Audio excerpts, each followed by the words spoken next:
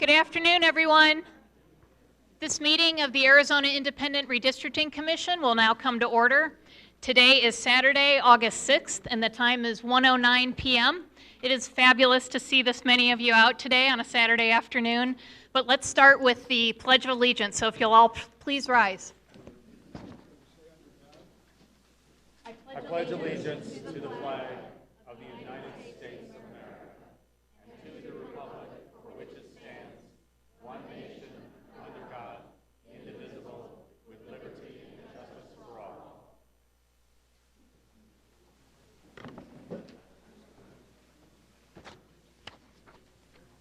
So I'd like to just introduce a few folks to you before we start the meeting.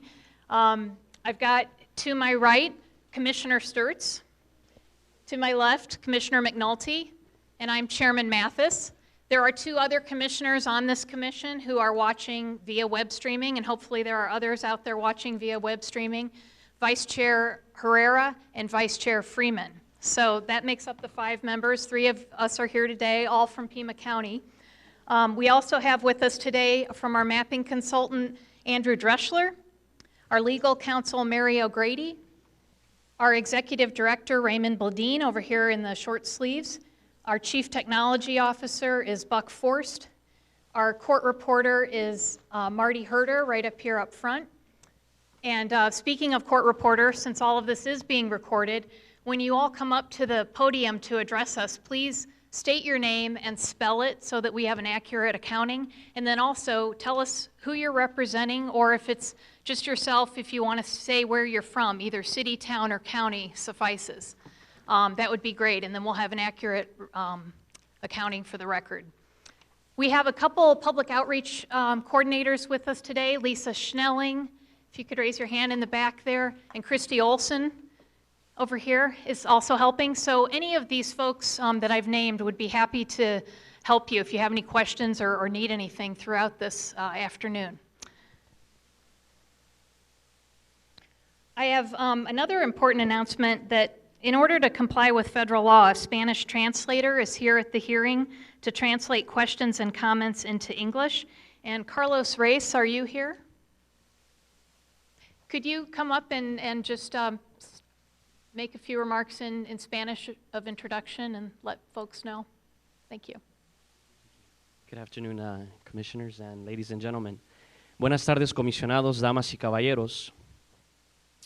De acuerdo con la Ley de los Derechos Electorales, un traductor e intérprete estará disponible en todas las reuniones de audiencia pública, a fin de proporcionar la traducción e interpretación que pueda ser necesaria para los ciudadanos que necesiten servicio de traducción o interpretación.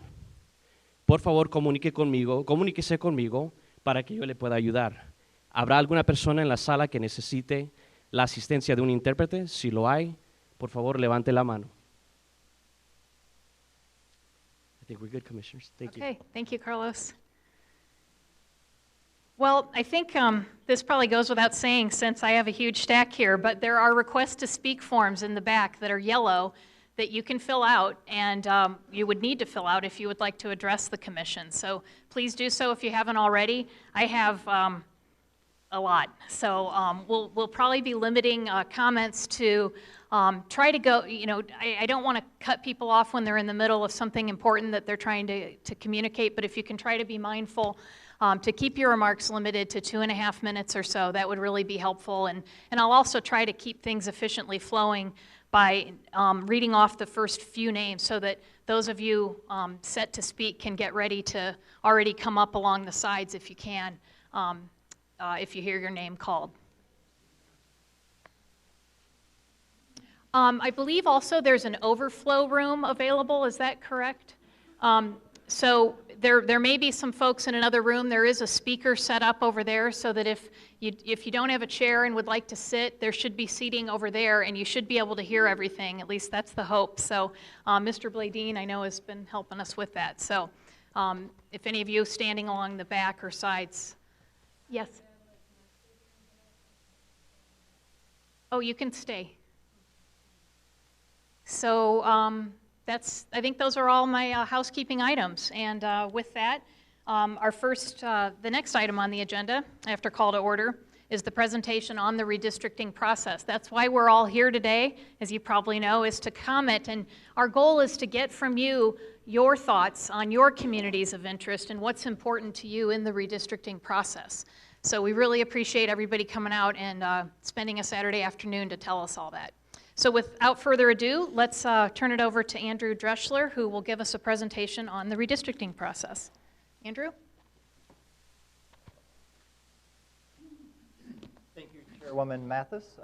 Thank you for welcoming us here today. And today we're just going to give an overview of the redistricting process. It's just a big level overview, so some of you people have been to meetings before and have seen this. Others, we just want to make sure that there's a good understanding of what's going on.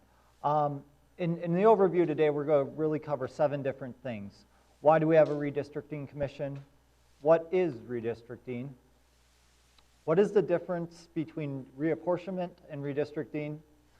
Why do we have to redistrict? What guidelines need to be followed when drawing new districts? What are the steps in the redistricting process?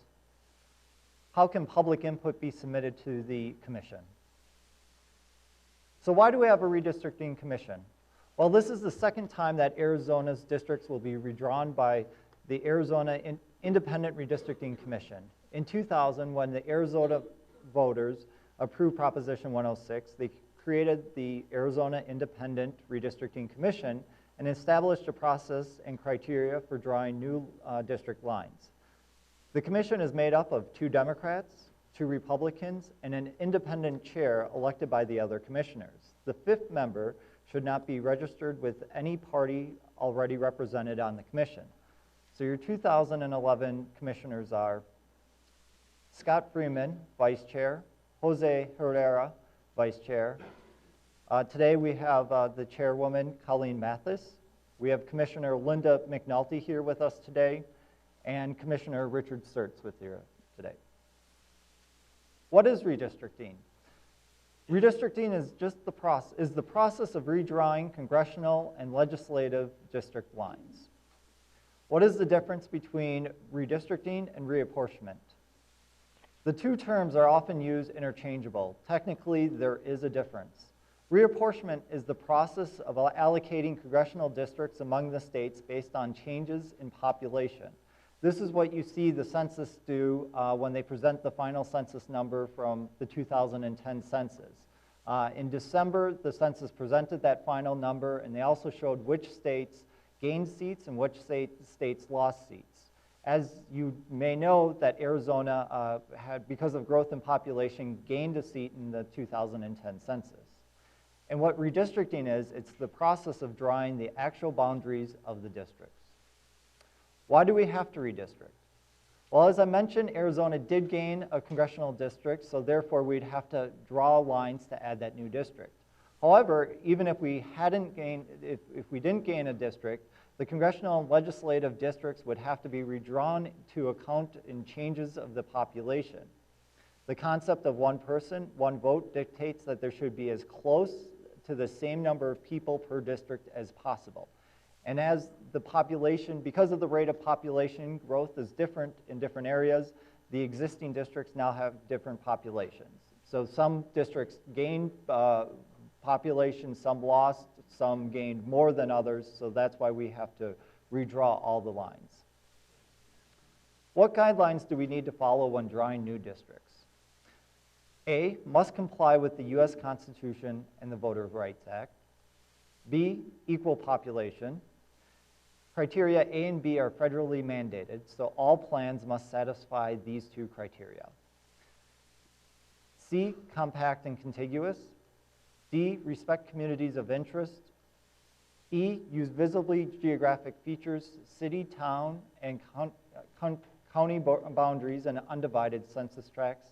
F, create competitive districts where no significant detriment to the other goals. The Arizona redistricting process, we start with collecting we have public hearings to collect your input. And then the next step is we draw a grid map per per the Proposition 106. In other states, they usually start with what the current districts are and just adjust those district lines according to the shifts in the population. However, per Prop 106, the commencement of the mapping process for both the congressional and legislative districts shall be the creation of an equal population in a grid-like pattern across the state.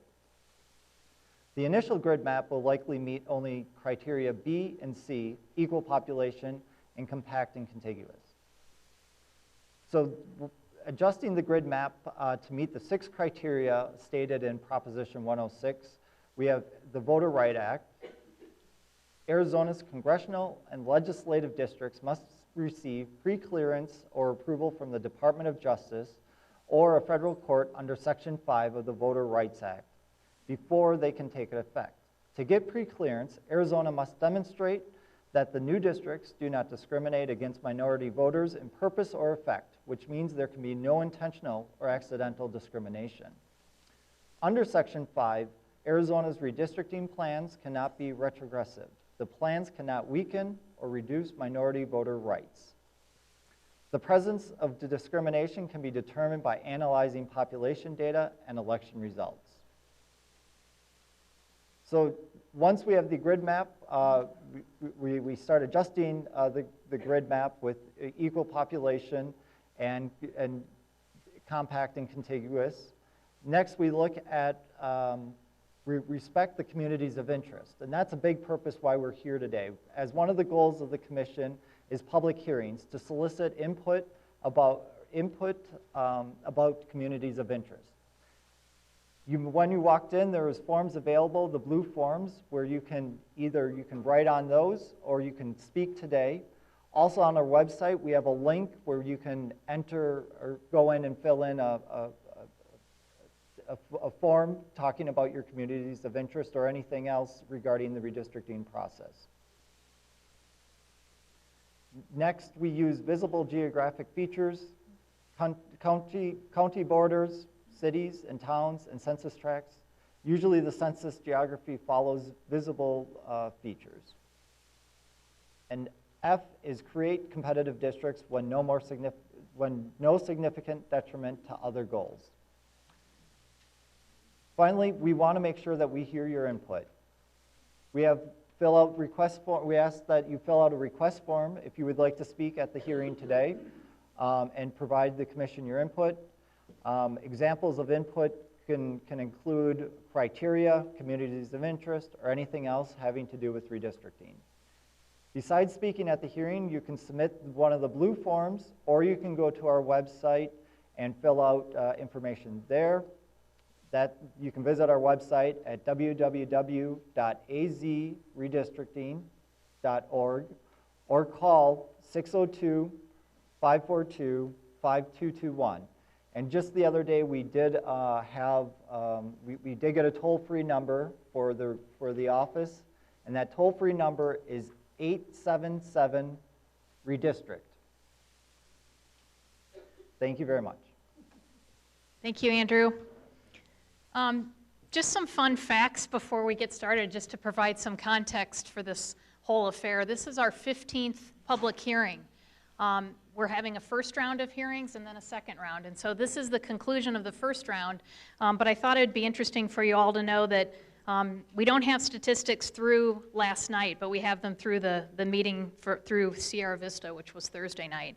And at that point, 915 people had signed in, so we're definitely over 1,000 folks that have signed in, and that's not to mention just all the people who attend without signing in. So you can tell we've gotten a lot of great response across the state from folks interested in this. 509 request to speak forms have been filled out, at least through the Sierra Vista meeting, so not including Phoenix last night or you all today. So we're really just grateful that all of you are taking time to share your thoughts with us and appreciate you doing this. So let me move on to the next item, which is the call for public comment. As I mentioned, there are a few just ground rules. If you could come up, state your name, spell it so that our court reporter gets an accurate record. And if you're representing yourself, please tell us where you reside, either city, town, or county is enough. If You could also try to be mindful to keep your comments limited to 2.5 minutes. That would be great, so we can move through this as efficiently as possible. And let me go ahead and read the first four. First up will be State Senator Al Melvin, followed by State Representative Sally Ann Gonzalez, followed by Representative Terry Proud, and State Senator Paula Abboud. So if you four could be getting ready, and we'll go ahead and start with State Senator Al Melvin, representing LD 26 from Tucson. Thank you very much for the opportunity to be here. State Senator Al Melvin, representing Legislative 26. And what I would like to say here today is that to speak in favor of keeping Legislative District 26 as intact as possible as it exists today. It's my understanding that we're basically where we need to be in terms of population. We need a little less than 20,000 to be added to our current numbers, and we're almost there, and that could be done by adding part of Marana or going on the other side of Craycroft, picking up some there, or possibly moving up a little bit into Pinal. The other thing I wanted to talk about is the community of interest, and specifically of not only Saddlebrook, but Oro Valley and Marana. There's an effort underway called MOVE, the Marana-Oro Valley Experience on the Tangerine Corridor, to try to stimulate business and jobs in that area. With respect to Saddlebrook, Saddlebrook looks to the south as opposed to the north. All of the volunteer work that hundreds of people do in schools and hospitals, in the Catalina Mountain School, all of that is to the south, not to the north. People go to hospitals, doctors, pharmacies, dentists, chemotherapy treatments in the south, not to the north. The community, the Golden Goose effort of raising hundreds of thousands of dollars is focused in the town of Catalina. To the south, the Elks Club, the Rotary Club, both of which I belong to, the American Legion, all of the volunteer work that they do is to the south. So no matter how you cut it, this truly is a classic community of interest, and I think it's in the best interests of the north side of Tucson that LD 26 remains intact, and thank you for the opportunity to speak to you today. Thank you. Our next speaker is State Representative Sally Ann Gonzalez from LD 27.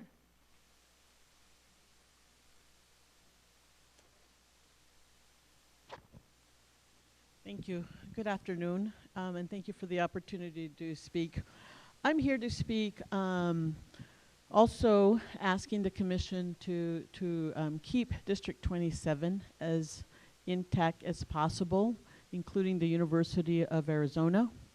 I'm here again. I spoke on Tuesday, but I'm here again because since Tuesday, they offered me to look at a map, and they're changing, and I know it's not your map, but people are coming up with all kinds of maps, and they're taking the university away from District 27, and I'm here to speak to leave it intact as possible as it is now. I know we need some population to be added to District 27. Also, a community of interest are very important. We have many barrios. As you know, it's a majority of minority district, and we have many barrios of interest, communities of interest in there, including just some: Barrio Hollywood, Barrio Libre, Barrio Sobaco, Barrio, also Robles Junction, which is also known as 3 Points, that are currently in District 27, and I'd like for them to be kept in District 27. That map that I saw yesterday also left Robles Junction out of District 27.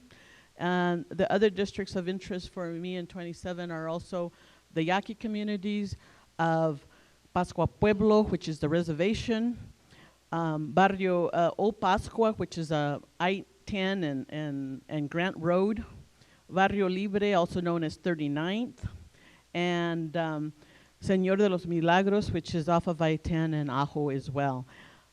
The Yaqui community has been here for centuries, and also the Hispanic community before Arizona became a state even. In the territories, and this is important to keep these communities of interest together. The languages, most of the Hispanic community, of course, are Spanish speakers. Happy to have that you're providing interpreters here for people that are needing interpreters. People tend to forget that this is a native language here in this area, as well as the Native American languages, Yaqui being one of them, and O'odham languages. And so we're connected. The Yaqui community is connected to the Hispanic community in District 7 for many reasons. We live together, we work together. The tribe employs thousands of Hispanic people as well as Yaquis in the government offices as well as the casinos. Well over 1,000 Yaquis work in both entities.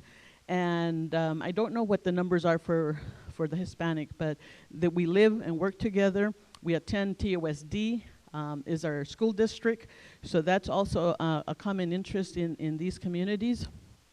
And I also would like to, I know I'm speaking to the choir, but it's my testimony to remind the commission about not diluting. You know, Arizona is a covered jurisdiction under the Voting Rights Act, and it, you know, it would be against that, the Voting Rights Act, to dilute the Hispanic community, the voting population in my district. So I would like to remind you of that. And please, the other thing, this map, that's why I'm here, that was discouraging, is that they had part of 29. 29 is also a Hispanic minority district, and they had both districts together. And this would also go against the Voter Rights Act, because it would be, it would actually be packing these two districts, and that would also go against the Voting Rights Act. I thank you again for Thank you. the opportunity. I appreciate it. Thank you. Representative Terry Proud from LD 26.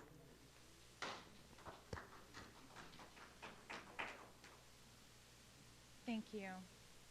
My name is Terry Proud, and I represent the current Legislative 26.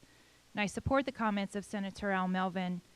And for the record, my comments are such: this redistricting used to be done by the elected representatives who were directly answerable to those citizens. Voters put this new system in place to have even more transparency.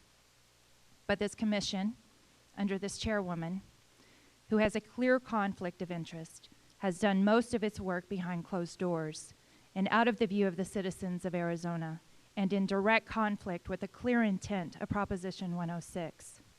So if you want to claim legislative privilege for your secrecy and also claim to be open and nonpartisan, then you have a direct conflict not only in your words, but also in your actions. And the voters wanted to depoliticize this process. However, you have made it the most partisan, underhanded, and expensive such process in our state's history. You are costing our citizens almost $10 million when we can least afford it. And the idea that a member of this supposedly transparent body has implied that they would stonewall our own Attorney General is disgraceful. So perhaps more than one resignation from this commission would be in order. And with that, I close my statements. Thank you. Thank you.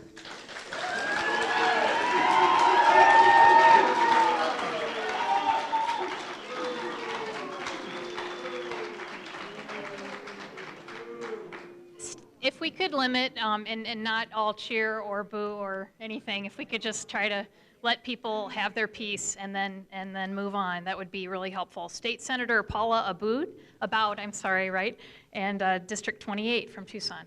About ABOUD. I represent District 28. I want to welcome everybody here to Pima County and Tucson, and I want to welcome and thank the commissioners for your public service. Those of us that are elected or chosen understand the commitment and the dedication for a very public cause. I want to suggest that many of the members of the legislature are so entirely new that their ability to have perspective is extremely limited. I've been in the legislature for 6 years, and I am one of the most senior members in the Senate. And what happens in that instance is less perspective is available for because people come in and they bring their attitudes and their opinions. And this isn't, it may seem like I'm speaking to Representative Proud, but these were my comments even before I heard her. And it's not personal, because Terry and I are friendly, and as I am with Al as well. But what I think about politics today is that it has become unseemly, and it has become uncivil. And that is what has made it so difficult to serve in the Arizona legislature. When the public brings these attitudes forward and disallow us from doing our work. Now, when we talk about transparency and partisanship, you know, when a budget is created in the Arizona legislature behind closed doors year after year after year, and it's called partisan and underhanded and non-transparent, nobody complains hugely about it. So it's a little difficult and disingenuous to come here and say what you're doing is something other than what is being done by the majority party. So I just wanted that to be clear, just in terms of fairness and balance. My basic message to you is around competitiveness. I represent District 28. It is an overwhelmingly Democratic district. Overwhelmingly, Democrats win Senate and House seats. And I'm coming here to you today to talk about the need to make my district and other districts more fairly balanced. Because there are so many Republicans that are disenfranchised by the distribution, the small number of Republicans, that they don't participate in the political process. They don't come to forums. They don't present their ideas. And so we never have a Republican-Democrat debate that is really fair and true to the needs of all voters. Now, I represent all voters when I'm in the legislature. I never turn away a constituent, whether it's a business person or a labor person, not one person. I represent everyone. But during an election process, they don't come out and share their issues with me. We don't get an honest debate in front of the public. And because of that, we have lost the interest and the spirit of the voters in these districts. And if there's anything that Arizona needs more, it is more involvement of the public, more interest, more passion, more spirit, and more understanding and listening to all sides. And that means all candidates listening to all sides. And the voters feeling like their vote matters. But in my district, a Republican vote does not matter, and that's wrong.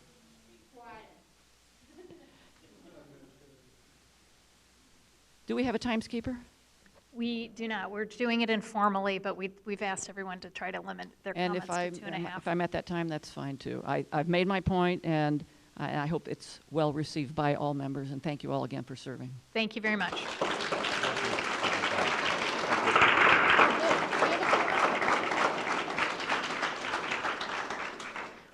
We do have a timer, I'm sorry. Buck Forst, Chief Technology Officer, will be timing comments, and so if you hear the beeper go off, if you could try to wrap up your comments within a few seconds, that would be helpful. Next 4 speakers, Sean Collinon, forgive my mispronunciation, Doris Klatanoff, Vince Leach, and Pat Kennedy. So if you could all be getting ready to speak. Our next speaker, Sean Collinon, representing Self from Pima.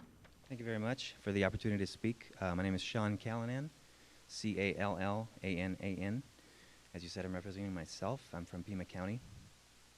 And one thing that's come to my attention is there's a certain idea to create a legislative district that will include the facilities in Eloy, where 4,000 inmates are awaiting deportation, as well as the facility in Florence, which holds many thousands of more inmates.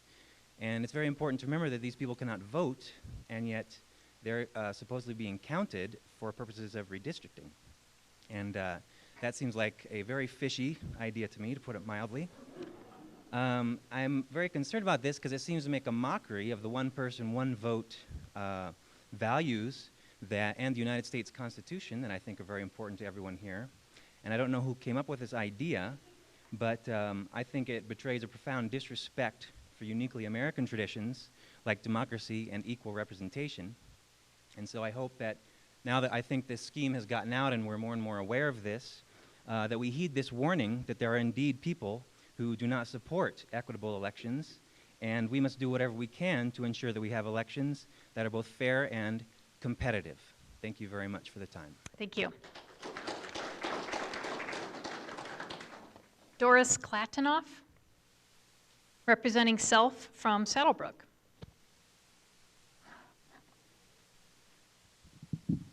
Thank you very much, Madam Chairman and Commission. My name is Doris, D-O-R-I-S, Klatenoff, C-L-A-T-A-N-O-F-F. And yes, I am from Saddlebrook. My address is Tucson, and I live in Pinal County, which is all I have to do is cross Edwin Road, and I'm in Pima County. And further information of those people who don't know this, Pinal County is the largest county in this state. It's larger than 1 or 2 states in the United States of America. And I hope, for heaven's sakes, that you're not going to expect everybody in Pinal County to vote together, because we're not cohesive, we're not compact, we're not a community. If you look at this great big county, you'll see that Saddlebrook, as several have pointed out, identifies with the Tucson area. The people up in Maricopa, and somebody wants to put us up with Maricopa, which is over 100 miles away. There's vast desert in between. But the people up in Maricopa, I know they send their kids up to Phoenix to play soccer, and we happen to belong to a county group, and that county group is saving special tickets up there. They're having a meeting up there in that north part, and they're saving special tickets for the people from Maricopa County. Now, that is community. Now, as Senator Melvin pointed out, I belong to a Rotary Club. We come down here to District 5500. That is all in Pima County down here and all of southern Arizona. When I was a Rotary Club president back in 2000, after I first moved to Saddlebrook, I came down here to the corner of Pima and Swan, and I attended meetings with the district presidents from Marana and Tucson and Oro Valley. This is community. This is where I go to the doctor. This is where I go to church. This is where I do all of these things. This is community. It is compact. No district could be more competitive than that Congressional District 8. When we first moved here, we had a representative who was Republican. Now we have a representative who's Democratic. And I think the votes were just a couple thousand difference in between. And I would hope that you not take place like Maricopa and Saddlebrook that are very Republican, because I agree with this legislator that was up here and said you got to have competition, because otherwise you disenfranchise one side or the other. And I would also argue that if you have good representation between your Democrats and your Republicans in a given district, that the independents have a good chance to be independent and decide how things will happen, and that does happen sometimes. Thank you very much. Thank you. And I have boundaries here that I suggest. Okay, great. You want to give that to Ray? Vince Leach. Sorry, Vince Leach is next, representing Self from Saddlebrook. Vince Leach, L-E-A-C-H, Saddlebrook. Thank you, Commissioners. Good to see you again. Good to be with you. Thanks for being in Pima County, although I'm from Pinal County. Is that hard to hear me? Is that better if I speak into it? I'm going to speak on 3 brief topics here today. The first one is the legal problems that seem to be all over the press from a number of things, from how the Commission is made up to the recent statements. I would encourage the Commission to take action on these just as soon as you can. Get this behind you. Let's not fight this all the way through the grid maps and all the maps that are coming out. I'm reminded as I look back to the Independent Redistricting Commission, the budget that's on the 2012 baseline, that we started this process in 2000 with allocating $6 million and ended up allocating another $4 million to cover the lawsuits. The recent budget called for a $10 million allocation of our tax money to the commission, and this is before the certain lawsuits are to come up based on the actions life to date.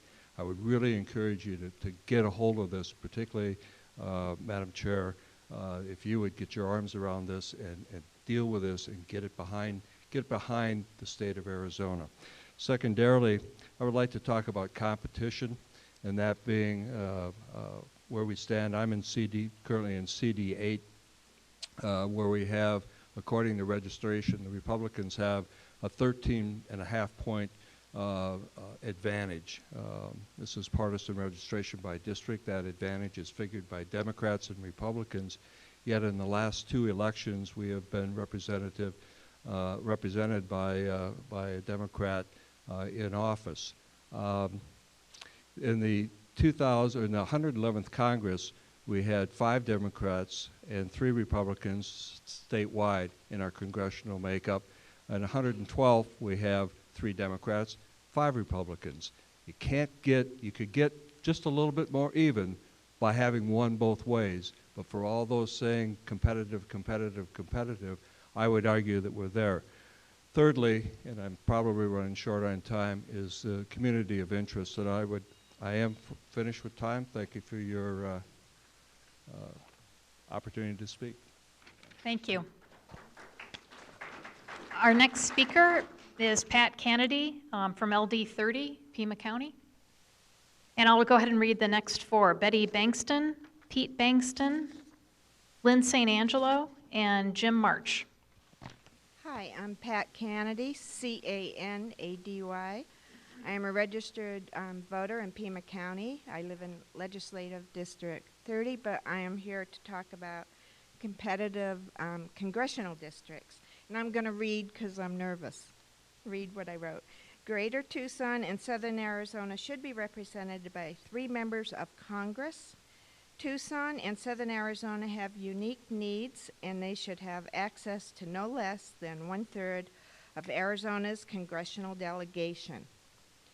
These 3 districts should not be gerrymandered to artificially touch the border. Our metro area is 1 million people now, and our representatives also represent Sierra Vista, Nogales, and the Tejano Adam Nation, and Yuma. We deserve 3 voices in Congress, a voting rights district and 2 competitive districts, one that starts in Marana and Oro Valley and goes north, and one that starts in the Catalina foothills and goes south and east. That makes it much more competitive. There has been suggestions to pack all of central Tucson into a single district. I am really against this. First of all, we are connected. I live on the east side, by the way. That'll make more sense of what I'm going to say. We are very connected to central Tucson. We go there for our hospitals, our doctors, our work, the university, and a lot of our shopping is there. So we feel like we have a lot in common. It would diminish Tucson's access to congressional representation and potentially violate the Voting Rights Act if everything was in Central. If we did that, we would end up with a very Republican district and a voting rights district. Neither one would be competitive. I really believe that. That's wrong. I like the idea of everybody having a say, having a really good civil debate like we used to in the old days. We deserve more competitive districts, not fewer. It makes it much more interesting to go out. In the old days, I was able to vote either way. That hasn't happened. Next to our voting rights district, which is legally required, we should have 2 competitive districts, one that starts in Marana and Oro Valley, as I said, goes north, and one in the Catalina foothills. And that is my recommendation, and I really am thrilled to have an opportunity to speak to you, and I appreciate you. Thank you. Our next speaker is Betty Bankston, representing Self from Pima. Oh, sorry, if you could just hold on one second. Sure.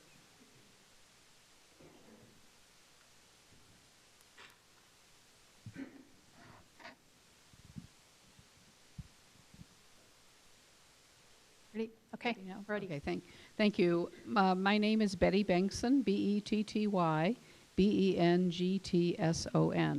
and I live in an unincorporated area of Pima County and LD 26. First, thank you for the opportunity to speak today.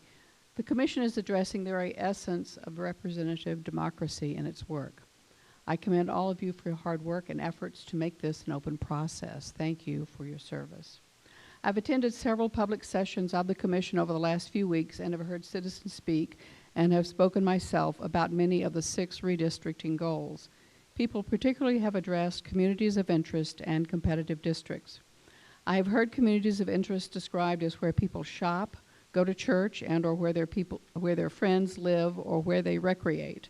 I shop in many places in Pima County, Marana, Tucson, Oro Valley, and occasionally Green Valley, and have friends who live in Tucson, Marana, Oro Valley, Vail, Green Valley, and in unincorporated Pima. My husband and I hike and bird in the rural areas of the county and in all of southeast Arizona, Pima, Santa Cruz, and Cochise counties. And I wouldn't necessarily describe or define all of those areas as being my community of interest. I have many communities of interest, and it isn't clear to me what the Commission wants to hear, which communities of interest you want to hear about. I think it's essential that the Commission define what is meant by a community of interest for the purposes of redistricting. Competitive districts also have not been defined. One speaker at the meeting in South Tucson earlier this week suggested one definition, but that's the only one I've heard publicly. I think it's equally important for the Commission to define competitive districts. How are you going to judge those? The issue of prison populations was brought up by a speaker at the meeting earlier this week. It's a new issue for me, but the more I thought about it, the more I believe the Commission needs to somehow address the distorting effect of census counts of prison populations on the redistricting requirements. Thank you very much. Thank you. Our next speaker is Pete Bankson from Pima County, LD 26.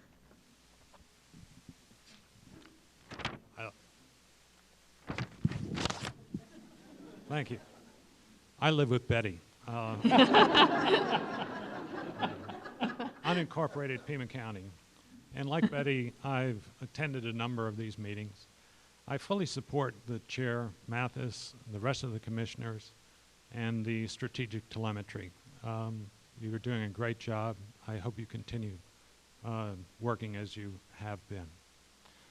One of the interesting meetings I attended was July 8th in Phoenix, where there was a briefing on state and federal laws governing redistricting. I took special note that the goals C through F are equal in importance, and that most of the talk has been on communities of interest and competitive district, but I want to call your attention to the visible geographic boundaries, city, town, and county boundaries, and undivided census tracts. Drawing the maps to comply with those lines is just as important as community of interest or competitive districts. I live in Legislative District 26, and I'd like to see the north boundary at the Pima County line. I'm a real believer in the importance of measurements so that you'll know whether you're meeting your goals or getting close to them. The IRC and strategic telemetry need to have measures in place to demonstrate the amount of compliance with the 6 goals. The draft maps are going to be available the week of August 14th. I urge strategic telemetry to provide information on a number of measures of compact and contiguous for their consideration at the proposed August 15th business meeting. You're going to be producing these first generation maps that are going to be compact and contiguous, and you need that definition quickly. The other thing I'm interested in, as I said, is visible geographic boundaries. I was thinking about it today, and the only way I can see to do it is when you draw the maps, you produce a table of the total miles of boundary lines, and then determine how many of those boundary lines go along city boundaries, town boundaries, and county boundaries. As the maps change, you'll be able to use those measures to see if you're meeting the goals. Thank you for your time. Thank you. Our next speaker is Lynn St. Angelo, followed by Jim March, Alex Hakame, and Mohur Sidwa. So Lynn St. Angelo representing self, and if you could state your city, county, or town. Yes. I am Lynn St. Angelo, Lynnest, period, Angelo, and I live in Oro Valley and would like to speak about my community of interest. In my community, we have a weekly newspaper that covers our local community. It is the Northwest Explorer. This is the area that it covers according to its own description. Quote, for residents and businesses northwest of Tucson, including Catalina, Casas Adobes, Continental Ranch, Continental Reserve, Copper Creek, Dove Mountain, Gladden Farms, Marana, Oracle, Oro Valley, Saddlebrook, Sun City, Vistoso, and Tortolita. This is a community made up of small towns that are connected in their business plans, as Senator Melvin has stated, for the future, and in how the residents travel on the northwest edge of Tucson and should be kept together in the redistricting process. There is no reason to break this community of interest up because it is also very competitive.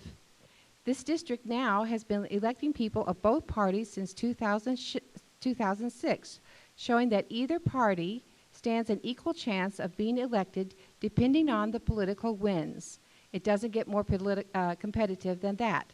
I'd also like to set the record straight when I asked to hear each commissioner's personal definition of community of interest. I did not want the formal definition of community of interest that the commission votes on. I would like to hear what each commissioner's opinion is, and that I would appreciate that very much. Thank you. Thank you. Next is Jim March, second vice chair for Pima County Libertarian Party. Jim March, last name is spelled same as the month. Folks, I appreciate you allowing me to talk to you.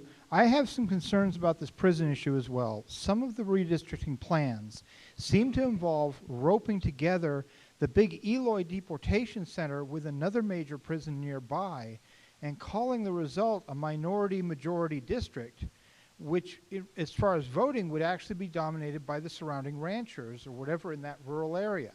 Now, not only is that a problem in and of itself, it would seem to indicate possible undercurrents of planning that maybe aren't quite right going on. And I don't know by who, no details, but I just want to point out my concern. First of all, the prison system has the ability to figure out where somebody is really from. If you've got somebody going into the Pokey in Cochise County and they're actually from Flagstaff, they should be assigned as a Flagstaff voter. If on the other hand, they're from California or New York or from Tijuana or from Honduras, they should be assigned as being those kinds of people, even though they're in the jail system. That's actually how the U.S. military does it, with the obvious exception that the soldiers entering the U.S. military declare where they're from and what they are. Here we would have the prison system do it instead, but that seems to be the best solution to this problem. Now, there's a concern on the left, of course, of creating a district that appears to be minority on paper, but in reality is, well, not in terms of voting. And you'd have some rural ranchers and such with inordinate amounts of political power. For the people on the left, that's a problem. For the people on the right, there's a much bigger issue. What happens several years from now when Juan from Honduras goes in front of a 3-judge panel of the Ninth Circuit in San Francisco and says, hey, for purely cynical purposes, I was included in Arizona's political process. You can't deport me. Now, I don't think that they'll win that case, but I'm not willing to completely bet against it either. So before we rope in the deportees at Eloy into our political concepts, maybe we ought to think about other implications of doing so. Thank you very much, folks. Thank you.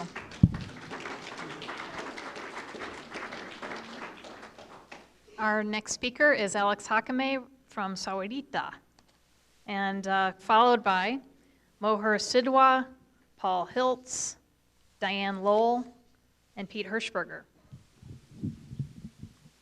Thank you. Thank you, Chair Mathis, members of the commission. My name is Alex Hakame. That's ALEXJACOME. I'm from Sahuarita, Pima County, Legislative District 30, Congressional District 8. I'm going to read this if you don't mind, because I can't remember anything more than 20 minutes. My wife and I live in Sahuarita. We spoke at the last meeting regarding communities of interest, where we heard several people speak regarding competition. Most felt that their voices were not being heard. If this is the case, perhaps they should be more active in their respective political party, where candidates for office are recruited, identified, and nominated.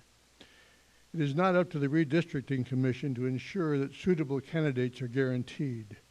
Your task is difficult enough when you consider what has to be balanced: population, demographics, political affiliation, ethnic makeup, and communities of interest, among others.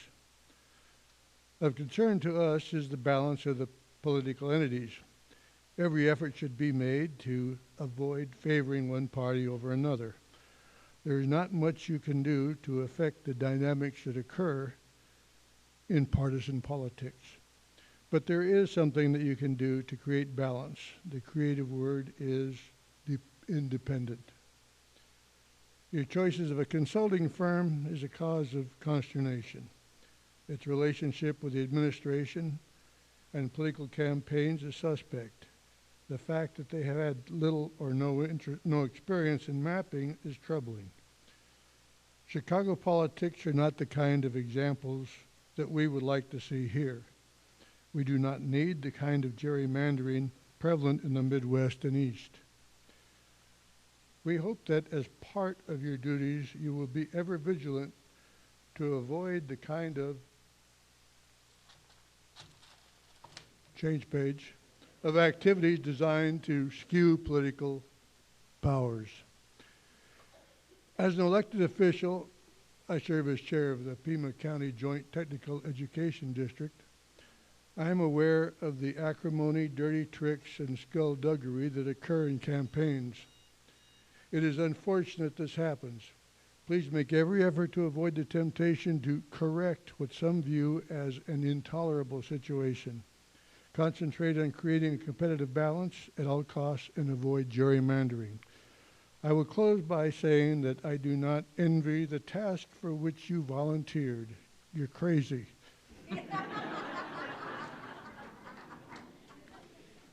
I praise you for your commitment, dedication, and willingness to take on this awesome responsibility. You'll never make everyone happy. All I ask is that you try to be fair, leave any bias you have at the door, and keep in mind you serve as an independent redistricting commission, and that we all live in the greatest state of the country. Thank you. Thank you. Ms. Sidwa, if you don't mind, we have another person that needs to speak next, if that's okay. Is Guy Keenan here? Oh, great. Wonderful. Representing Self from Pima County. Thanks. And first, I'd like to thank the Commission for what you're doing. It's a thankless task. So let me counter that balance a little bit. And I'd also urge you to be, I know you're going to be fair. I also would urge you to be vigorous in defending your mandate to be independent of the political process. The voters of Arizona established your commission in 2000 to avoid legislative overbearing, and that's what the voters wanted, and that's what we really expect.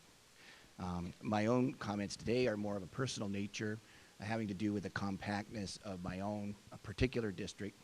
I live west of Swan Road, north of Skyline, in the central foothills of Tucson. Despite that location, our neighborhood has been put into the District 30. We are the farthest north and the farthest west point in that district. And as you know, LD 30 goes way out into southeastern Arizona. I think it goes to the Mexican border. I really think that any community that's west of Swan, or maybe even west of Wilmot, or at least Craycroft in Tucson in the central foothills, should be in the foothills district, which is LD 26. And I don't think it's contiguous at all or compact at all to be placed in that. Our next LD district meeting is in Corona de Tucson, which for me would be a good 35-mile trip. So it discourages participation in the process in my own particular situation. So that's really what I wanted to talk about here, and just give you guys some general encouragement. It's a tough job. I think the faster you get on with the process itself, the better you'll be. And I believe that last time there were approximately 9 years of legal fights after the commission came out with its map, and somehow the state survived. So I wouldn't let that deter you. Do your independent job, and we'll all appreciate it. Thank you very much. Thank you. Mohar Sidwa, representing Self from Tucson.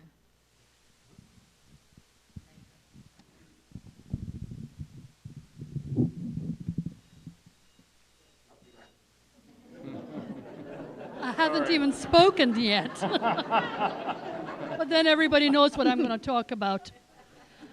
I have been, like a groupie, following you guys from hearing to hearing, from meeting to meeting, and have gotten to know each of you, including the staffers, and have been impressed by each of you, those on my side of the aisle as well as the other, because you do seem to care about what's going on and take your job seriously. I do have some random thoughts about what I have heard and seen, but I certainly want to start with my favorite, competitiveness. Competitiveness is it's the foundation of the American ethos, be it in business, be it in school, be it on the sports field. How can somebody possibly tell us that that should be the last possible criteria to choose? I don't know. We have to keep vigilant about protecting our democracy on every level. When we give over the selection of candidates to party insiders by settling the races and the primaries, it really does hurt our system. The moderates on both sides of the aisle get shut out. And as Senator Abboud had said earlier, she doesn't mind competition. It's okay to go toe-to-toe on the battlefield of ideas. There's nothing wrong with that. And our only protection really is competitiveness for the most part, because we really do have to defend our way of life, and that includes competitiveness. I want to thank you for putting up with a lot of the stuff you're putting up with. We've heard some of the accusations going back and forth. This is just the beginning. Once the maps come out, the 5 of you will be under even greater pressure. So whatever it takes, if that means working out, eating more salads, drinking less coffee, going for walks, whatever it takes, stay strong, because people will try to flatter you. They will, make you into showboats almost. They will try to bully you. They will try every tactic under the sun, but you are to remain independent, and that means sometimes you will go against the wishes of some people in the room, so let them yell. Sometimes you will go against my wishes, so let me yell. That's okay. And once again, I thank you. Thank you.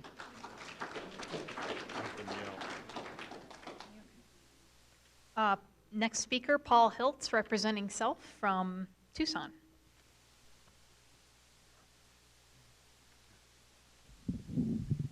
Thank you. My name is Paul Hiltz, H-I-L-T-S, from LD 28 in Tucson. And Madam Chair and honored commissioners, thank you for coming. Thank you for allowing me the time to speak. I want to talk about CD8 and keeping it associated with the city of Tucson in the name of competitiveness in both districts and for the benefit of all their citizens. This is especially true because I live in the north end of 28 in one of the safest Democratic precincts in the entire state. We hardly ever see a Republican candidate. The people who live straight east of the city, from Speedway to 22nd, are the ordinary run-of-the-mill old-style Republicans, the city clerks, the firemen, the policemen, all Republican. Only by balancing districts like mine against people like that can you get fair, competitive districts, because Jim Colby represented that group for 22 uninterrupted years, but he was famous for helping all his constituents, regardless of party. Gabrielle Giffords, she continues to win her elections, but she also has 11,000 cases settled for her constituents, the largest number for anyone in the U.S. Congress to date. That means no one wins in CD8 without promising a lot to all the voters. You don't get reelected without delivering a lot to all the voters. It is therefore in both of our interests to keep CD8 associated with the mass of the other voters in Tucson City. And for that, I thank you. I also, you cannot, no matter what you do, give us fair elections. You can only give us fair and competitive districts. Then it's up to the parties to make good candidates and the voters to get informed and vote their conscience. So I know from what I heard at that first meeting in Phoenix that you are doing your best to give us the best districts there are. I thank you for your time, and thank you very much. Thank you. Our next speaker is Diane Lowell, representing Self from Pinal County, LD 26. And just to follow up, that'll be Pete Hirschberger, Carolyn Cox, Garlana Cox, and Sam Almy. My name is Diane Lowell, D-I-A-N-E-L-O-W-E-L-L from Saddlebrook. Thank you for letting me speak today. I'm from Saddlebrook, and we are competitive, not just Republicans and Democrats, but I have many friends that are independent thinkers and independent voters. So there is a real competitiveness in LD 26, and I would like to see that stay intact. Since I'm representing myself, I never go toward Maricopa County or north at all. All my activities, my church, my social activities, etc., run from Saddlebrook south to occasionally I go down to the casino for bridge tournaments, which draw 300 to 400 people, and the Tucson Symphony, etc.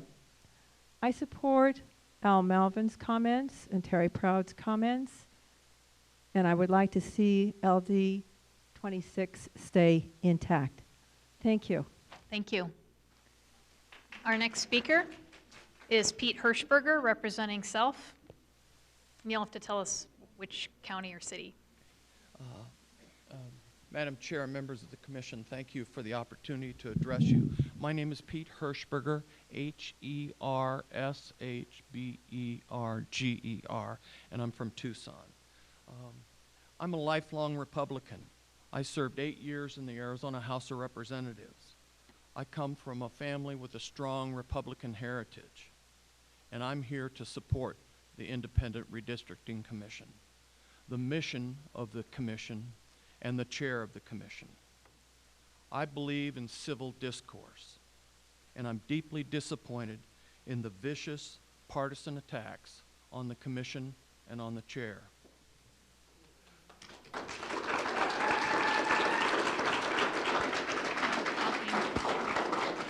No clapping, please, you guys. Thanks. These politics of intimidation should be rejected by the citizens of Arizona. The IRC should remain independent, free from such blatant partisanship. I also know the chair of the commission, Chairwoman Mathis, to be a dedicated public servant, and to be a person of the highest integrity. Keep the commission independent. Arizona needs competitive districts, and it is through competitive districts we will get back to civil discourse. Thank you very much for your time. Thank you.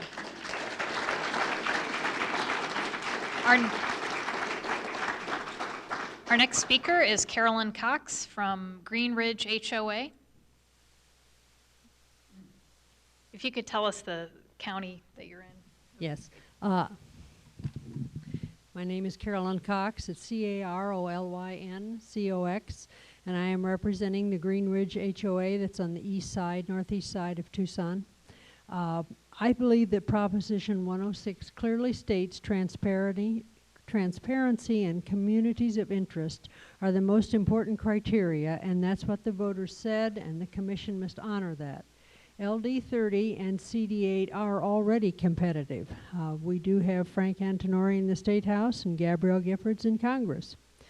My concern is keeping my community of interest together. My husband and I retired to Tucson in 1998 in order to ride bicycles year-round. Our community of interest goes from the top of Mount Lemmon south to Vail, Sahuarita, Sierra Vista, and from the Rincon Mountains on the east to Harrison on the west, and includes Rita Ranch and the Purple Heart Park.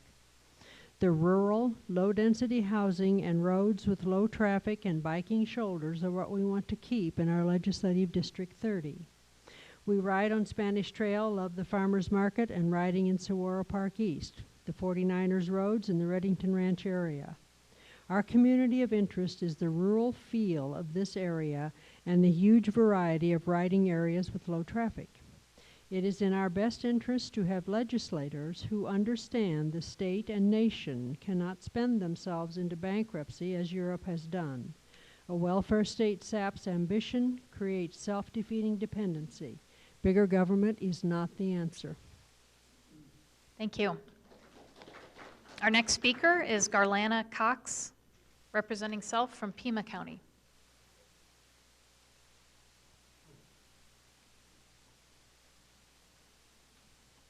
My name is Garland Cox, Garlandcox.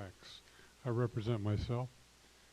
Proposition 106 clearly states that transparency and communities of interest are the most important criteria, and that is what the voters said. The commission must honor that.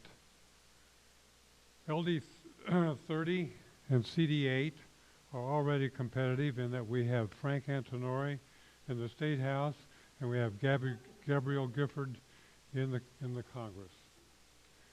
I retired to Tucson, Arizona in 1998 so that I could continue my passion for cycling on a year-round basis. My community of interest is determined by this desire to cycle on a 12-month basis. I am joined by at least 8,000 other cyclists in this community of interest. As such, I have located in the northeast quadrant of Tucson area near Mount Lemmon in proximity to Catalina Highway, both of which offer broad bikeways on both sides of the roadways.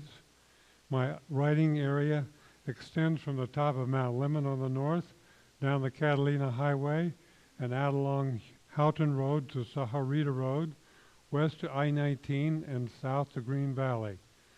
Then I ride along the Spanish Trail east to Colossal Cave, over to Vail, and on southeast to Sierra Vista, and on to Cochise County sometimes. I also include the Tanque Verde Road, east to Reddington Path, the 49er Club roads, east of Speedway, Broadway, and all points accessible by roads in and around Saguaro Park East. I also include the Rita Ranch area and east and west along Irvington roads and Valencia roads. It is this variable terrain with its occasional shopping facilities and restaurants and convenience centers, low-density housing, semi-rural atmosphere, and lower traffic that I want to see maintained in our legislative District 30. The cohesion of this geographic cycling area and its community of interest seems to me to be important and should be perpetuated as a continuum. I also request that the city of Tucson be moved into Congressional District 7 to make Congressional District 8 a more rural district. Thank you. Thank you. Our next speaker is Sam Almy, representing Self from Tucson. And I'll go ahead and read the next few names I have. Susan Tanner, Shirley Cooney, Don Nevins, and Richard Tracy. Hi, my name's Sam Almy. Last name is A-L-M-Y, and I'm from Tucson. I just wanted to come in front of you guys today and let you know, for what it's worth, I was one of the winners of the legislative mapping contest that was held, and I was able to get 10 competitive districts in the state. And if I can get it, you guys can get it, because I'm sure you're much smarter than me.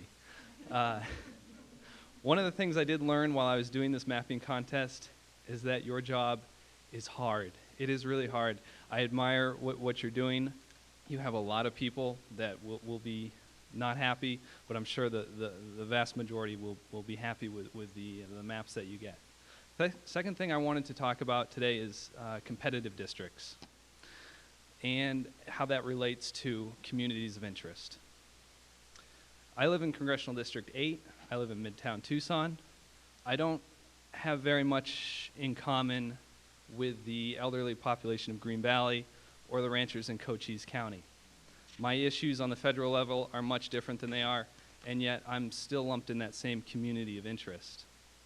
What happens is, because it is there's such small communities of interest that are working in this congressional district, you get Gabrielle Giffords, who is one of the hardest working members of Congress, and a lot of people may not agree with her politics, but what they will do is respect her and respect the job that her staff is doing in getting the veterans the medals they need, the seniors the Social Security checks that they need. And that's what I want. That's what I want as my community of interest, a representative in government that is going to work for me, that is going to change this country, have less partisan debates, and really just sort of fix the country and the state. Thank you. Thank you. Our next speaker is Susan Tanner, representing Self from Oro Valley.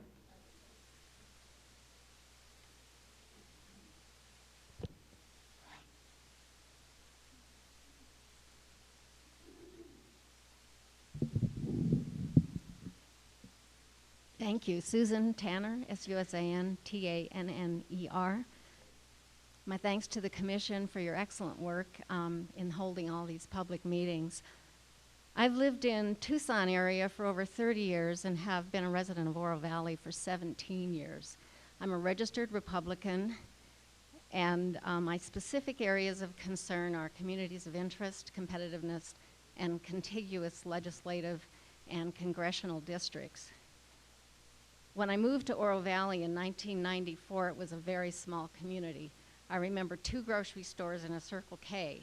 And I've seen this town grow into a vibrant community consisting of families, professionals, educators, those in early or mid-career, and also retirees.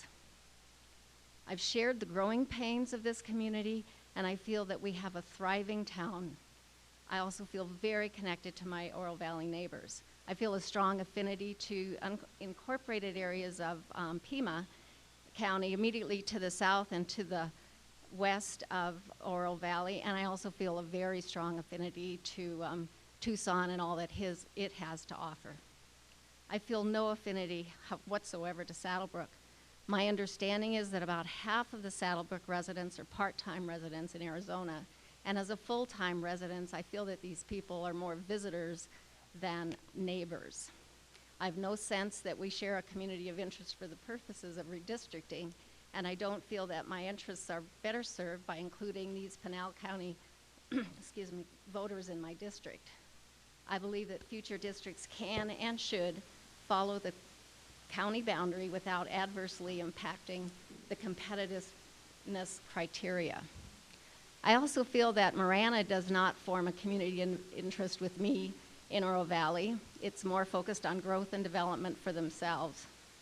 I've seen an article that I submitted that indicates that a part of Marana's strategy to become an economic powerhouse is to partner with Pinal County officials and their business interests.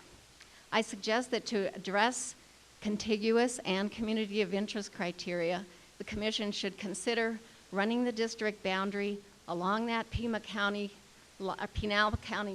line, eliminating the little pimple at Saddlebrook and to the boundaries that may encompass the town of Marana. So thanks again for your work. Thank you.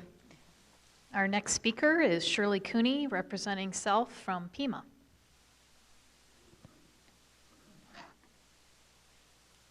Good afternoon, everyone. I'm Shirley Cooney, S-H-I-R-L-E-Y, Cooney, C-O-O-N-E-Y.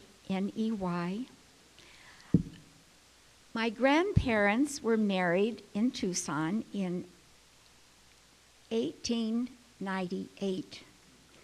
My father was born in Tucson. I was born in Tucson.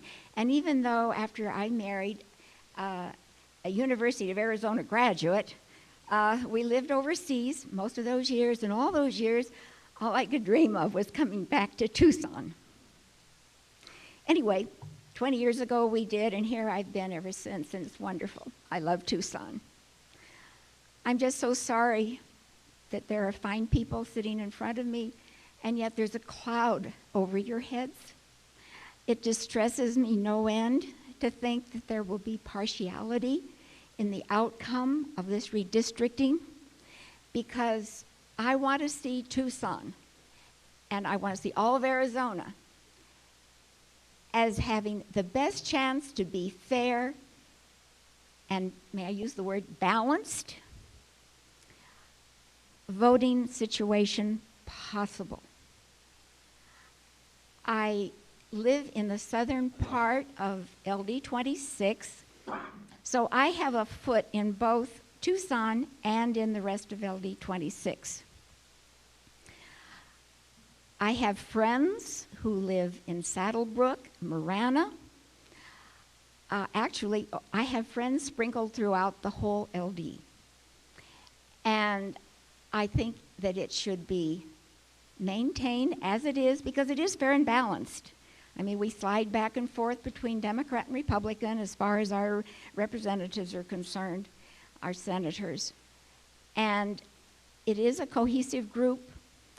Saddlebrook is very important. I have so many friends that go to church near where I live, which is in the southern part of LD 26. We just have a good rapport with the whole area, whether they're Democrats, Republicans, or independents. We're a cohesive group, and we get along very well. Thank you. Thank you. Our next speaker is Don Nevins, representing Men of the Bean from Tucson.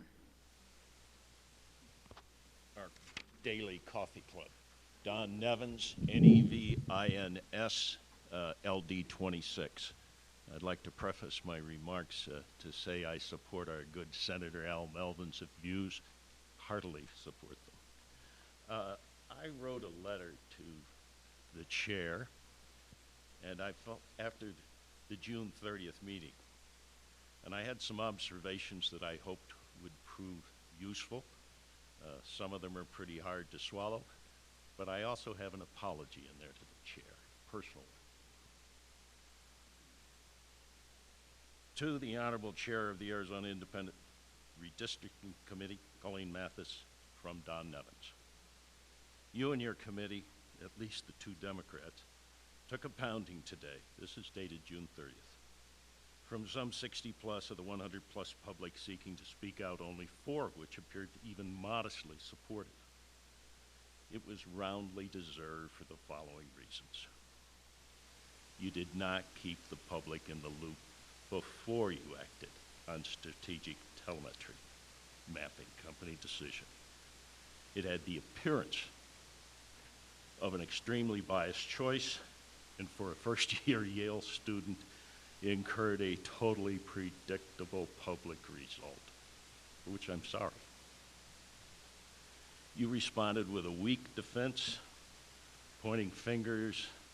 Well, this is the best we had, or the mapping company does what we instruct, to the charges laid out by the public during the 3 hours. Patently, without an independent audit, you do not know what the mapping company programs into their work. You allowed Jose Herrera, in his response, to insult the public you all work for, without rebuking him and apologizing to the assembled public. I disagree with the committee's choice of a mapping company for a sound reason, which Mr. Herrera, like the callow youth he is, neglected to inquire. His lack of inquiring does not mean I am smoking something. I hope his experience in smoking something is not with the Arizona Society of CPAs for whom he works. At 73 and a CPA, retired, with a long professional history with major corporations, I have never insulted those who pay my salary. I apologize to you for immediately walking out. I have no patience with young fools who insult me. Like Julius Caesar's wife, your choice needed to be above reproach. I heard the comment. One last point. This was prescient. I wish you luck, but you now appear to have a job of herding cats with precious little support.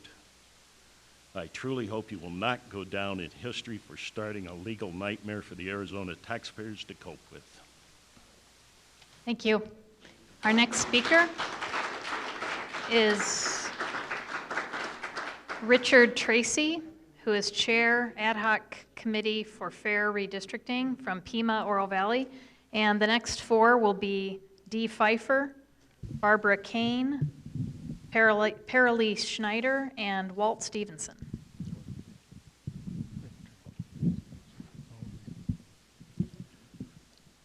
Good afternoon, Chair and Committee. I am a true center-right independent.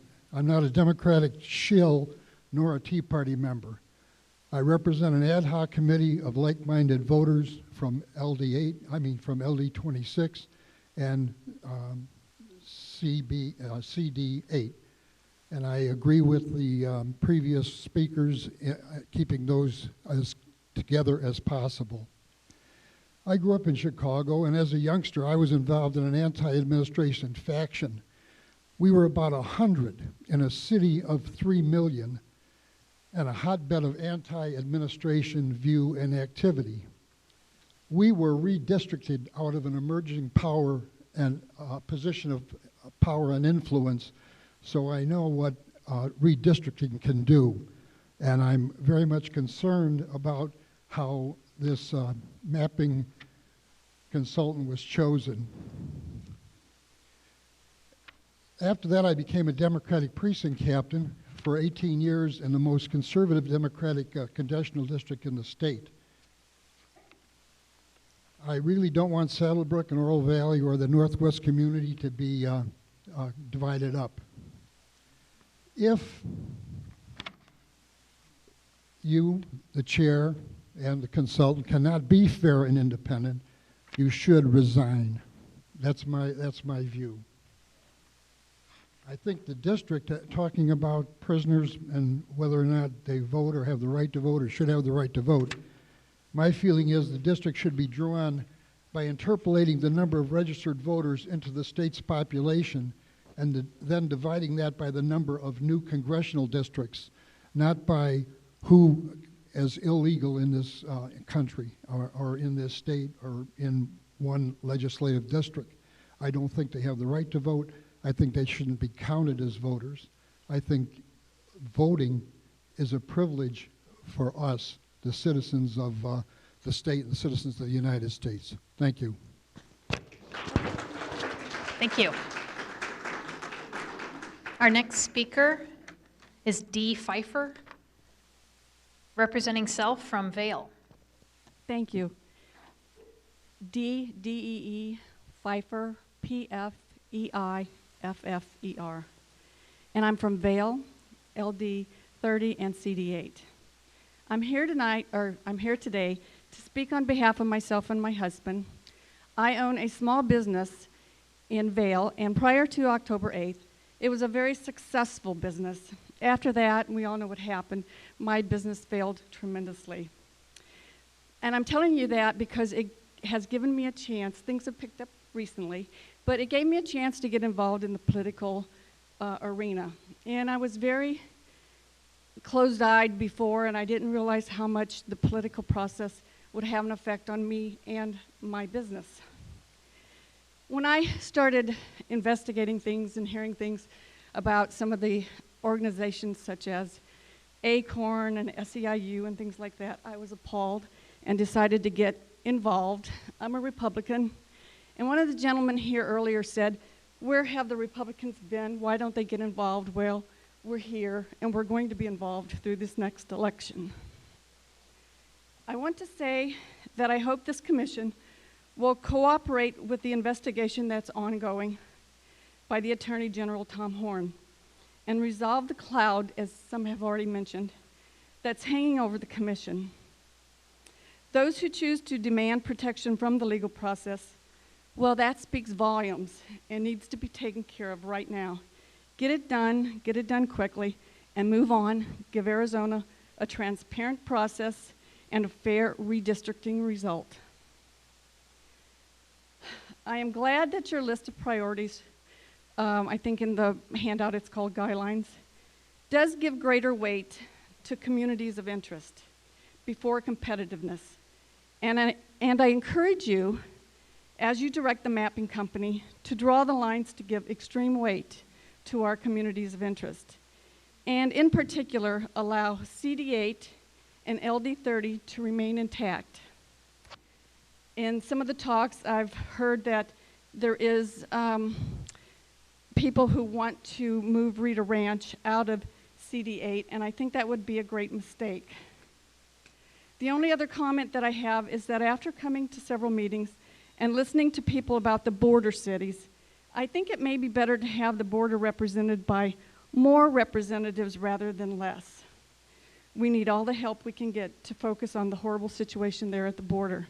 I thank you for your service, and I hope the results are fair and in the best interest of all of Arizona. Thank you. Thank you. Our next speaker is Barbara Kane from Pima. Barbara, B-A-R-B-A-R-A, Kane, C-A-I-N. I'm formerly from Cochise County, lived out in the country and loved it.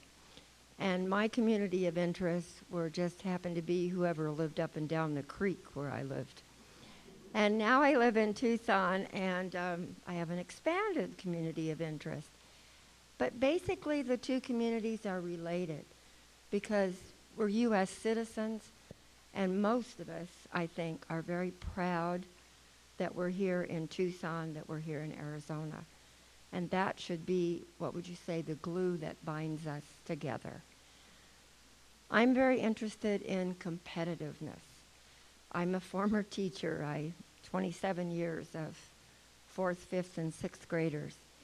And believe me, if you let two boys pick their team, they're not going to be competitive. And so I found a number of different little techniques to seeing that there was those kids that never got chosen were still on a team. And the kids didn't like it always. But you know what? It's about opportunity, and occasionally we'd have a surprise. I would like to say in CD8, I was under Jim Colby, and he was an active representative. Not my party, I'm a Democrat, but he did things for us. And now with Gabby Giffords in CD8, it's the same story. Since she was injured in January, they've handled over 1,000 cases, her staff, and following in exactly the way she would want them handled. And I feel that everybody in CD8, no matter what their church or their shopping interests are part of a community of interest. And your job is to see that it's competitive. that everybody gets a fair shake. And I thank you for your service, and I agree with Mr. Hockamy. You must be crazy to have volunteered for this. I tried it on the computer. I'm not terribly computer savvy. You wouldn't have liked the districts that I came up with. Thank you. Our next speaker is Paralee Schneider, representing Self from Pima County. My name is Paralee Schneider. That's spelled P-A-R-R-A-L-E-E-S-C-H-N-E-I-D-E-R, and I live in Eastern Pima County, Legislative District 30. My district is now configured as a combination of rural-type communities with 1/2 acre home sites to over 3.3 acre suburban ranch lots to established subdivisions and even to 2 small towns. My neighbors and friends walk or ride the arroyos, hike into the low foothills, bike along the back roads, and then every now and then they go into town. Our kids belong to the 4-H and spend Sundays in the churches within our zip codes. Our school districts are small and the parents get involved, whether it is in Tanque Verde District, Vail, or Sahuarita. This district provides us with what some may call a quiet life. We like not living in incorporated Tucson for the most part.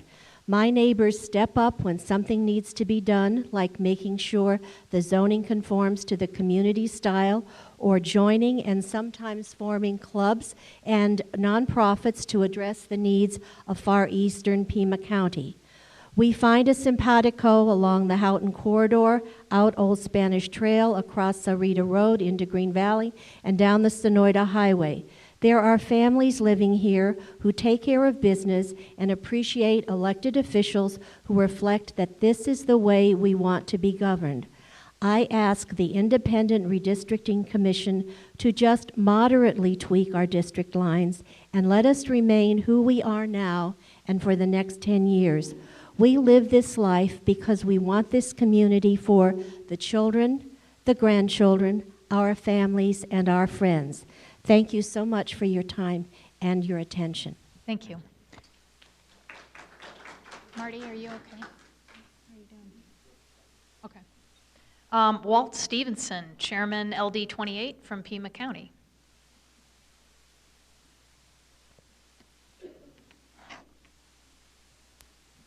Thank you. Earlier, Senator About spoke to a more competitive LD 28. It is my job and my wish to make that come true. I'm hoping that you can meet your guidelines simply by taking the eastern boundary of LD 28 and moving it to Houghton Road, taking our western boundaries of LD 28 and moving it east to an area that will balance the district so it is competitive. I think it's imperative that you look at the independent vote and not just the Republican and the Democrat also. I'm not hearing anybody here starting to talk about the independents. I think they're a tremendous force, and I think it's something that you really need to take a look at as you're redistricting. Thank you. Thank you.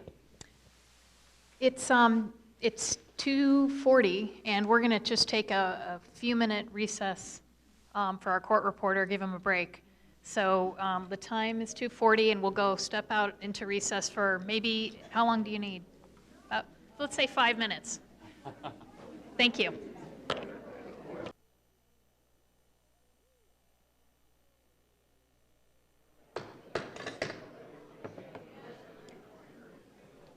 Okay, if everyone could take a seat.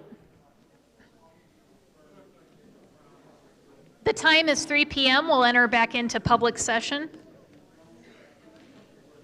Since we've gotten so much input today, which is fabulous, and more speakers who want to speak, we'll try to keep moving through it as efficiently as possible. However, if there are some of you who would like to address us but just can't wait until your name's called, please remember there is a blue sheet you can fill out and supply your input on that in a written way. And then that still is part of the public record. So it's no different than speaking here at the podium, except you aren't speaking at the podium. So please feel free to do that if you need to leave. And if you could let someone know if you are leaving so that we'll know that we won't, that you won't be speaking up here at the podium. That would be great. Our next 4 speakers will be Stephen Nygren, sorry. We've got Linda Rosenthal, Cherise Steffens, and Madeline Wachter are our next 4.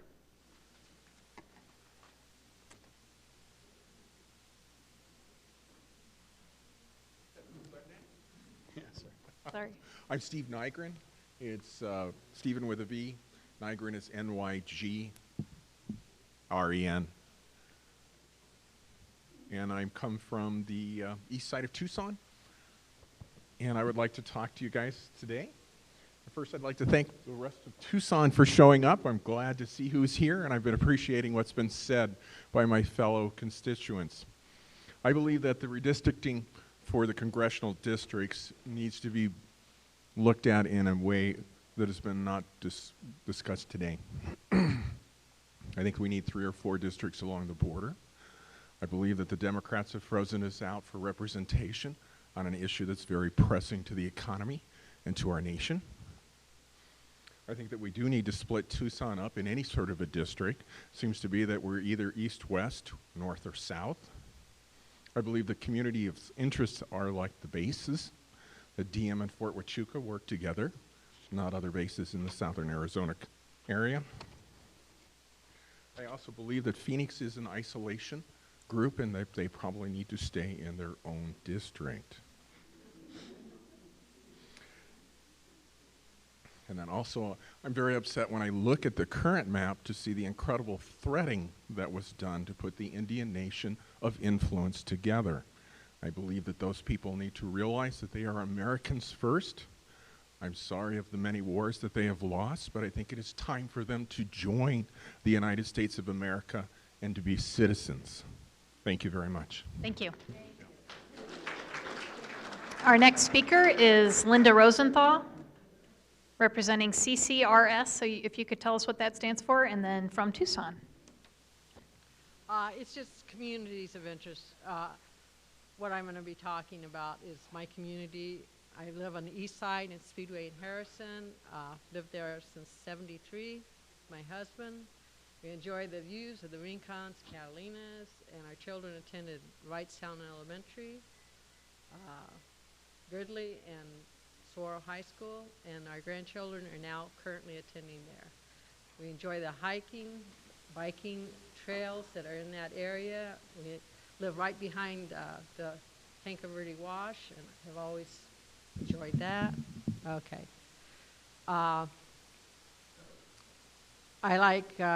I volunteer at my grandson's schools and enjoy the activities. I'm a retired school teacher, so I like to contribute to the community and give the educational opportunities to grandchildren and neighbors.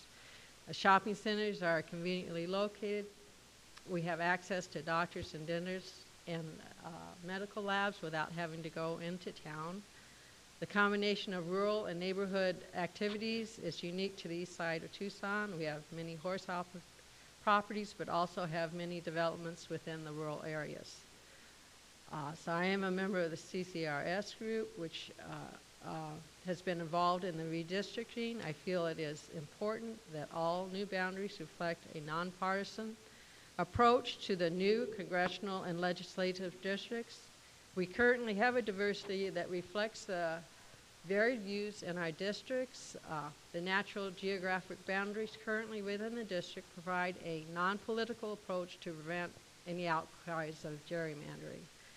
We need to provide our state with a transparent process to ensure the citizens an unbiased decision regarding the new congressional and legislative districts. Thank you very much for your time. Thank you. Our next speaker is Cherise Steffens, representing Self from Pima. Hi, my name is Cherise Steffens, S-H-E-R-E-S-E-S-T-E-F-F-E-N-S. I've been a realtor in southern Arizona since 1998. I would like to talk to you about the geographical boundaries in southern Arizona and how they affect the communities of Saddlebrook, Dove Mountain, and Marana. All of these areas are in the northern part of southern Arizona and should be included in the same legislative and congressional districts. The Catalina Mountains border Oro Valley and Saddlebrook on the east. The Tortolita Mountain range borders Dove Mountain and Oro Valley on the north. Saddlebrook is approximately 5 miles north of Oro Valley, and Dove Mountain is approximately 5 miles to the west of Oro Valley. As a realtor working in the area when both Saddlebrook and Dove Mountain were started, I can tell you neither would have been built if Oro Valley had not been close enough to supply the amenities that both of these communities need.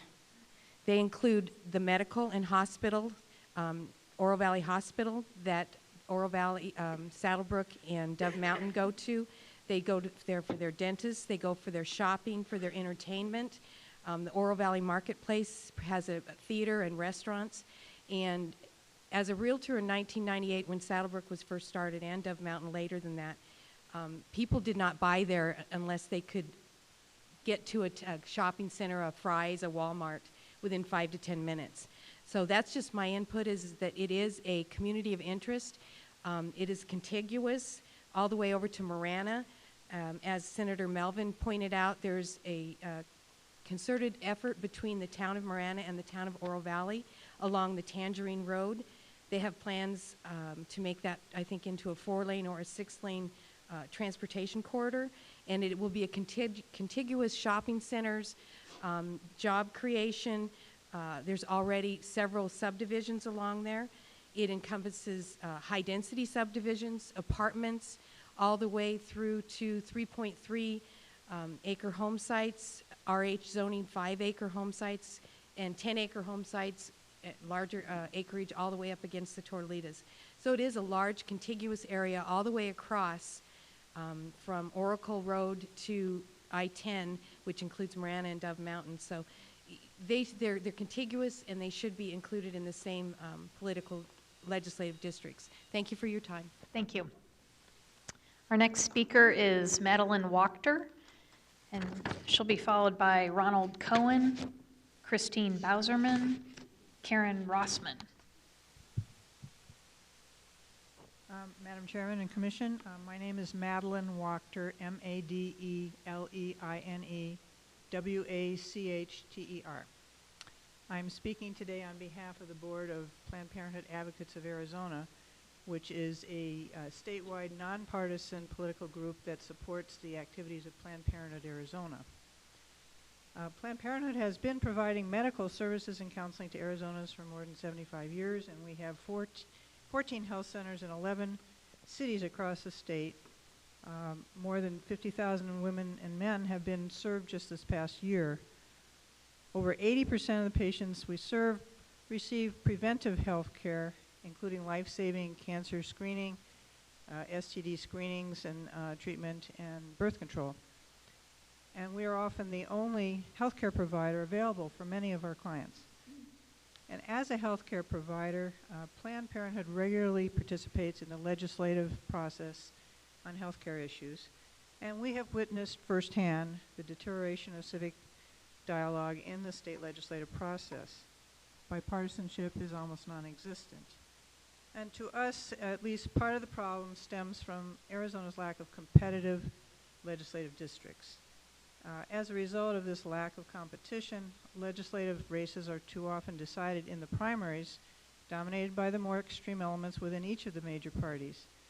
And when legislative races are decided in primaries, it obviously eliminates the effectiveness and the purpose of general elections, and also results in lower turnout.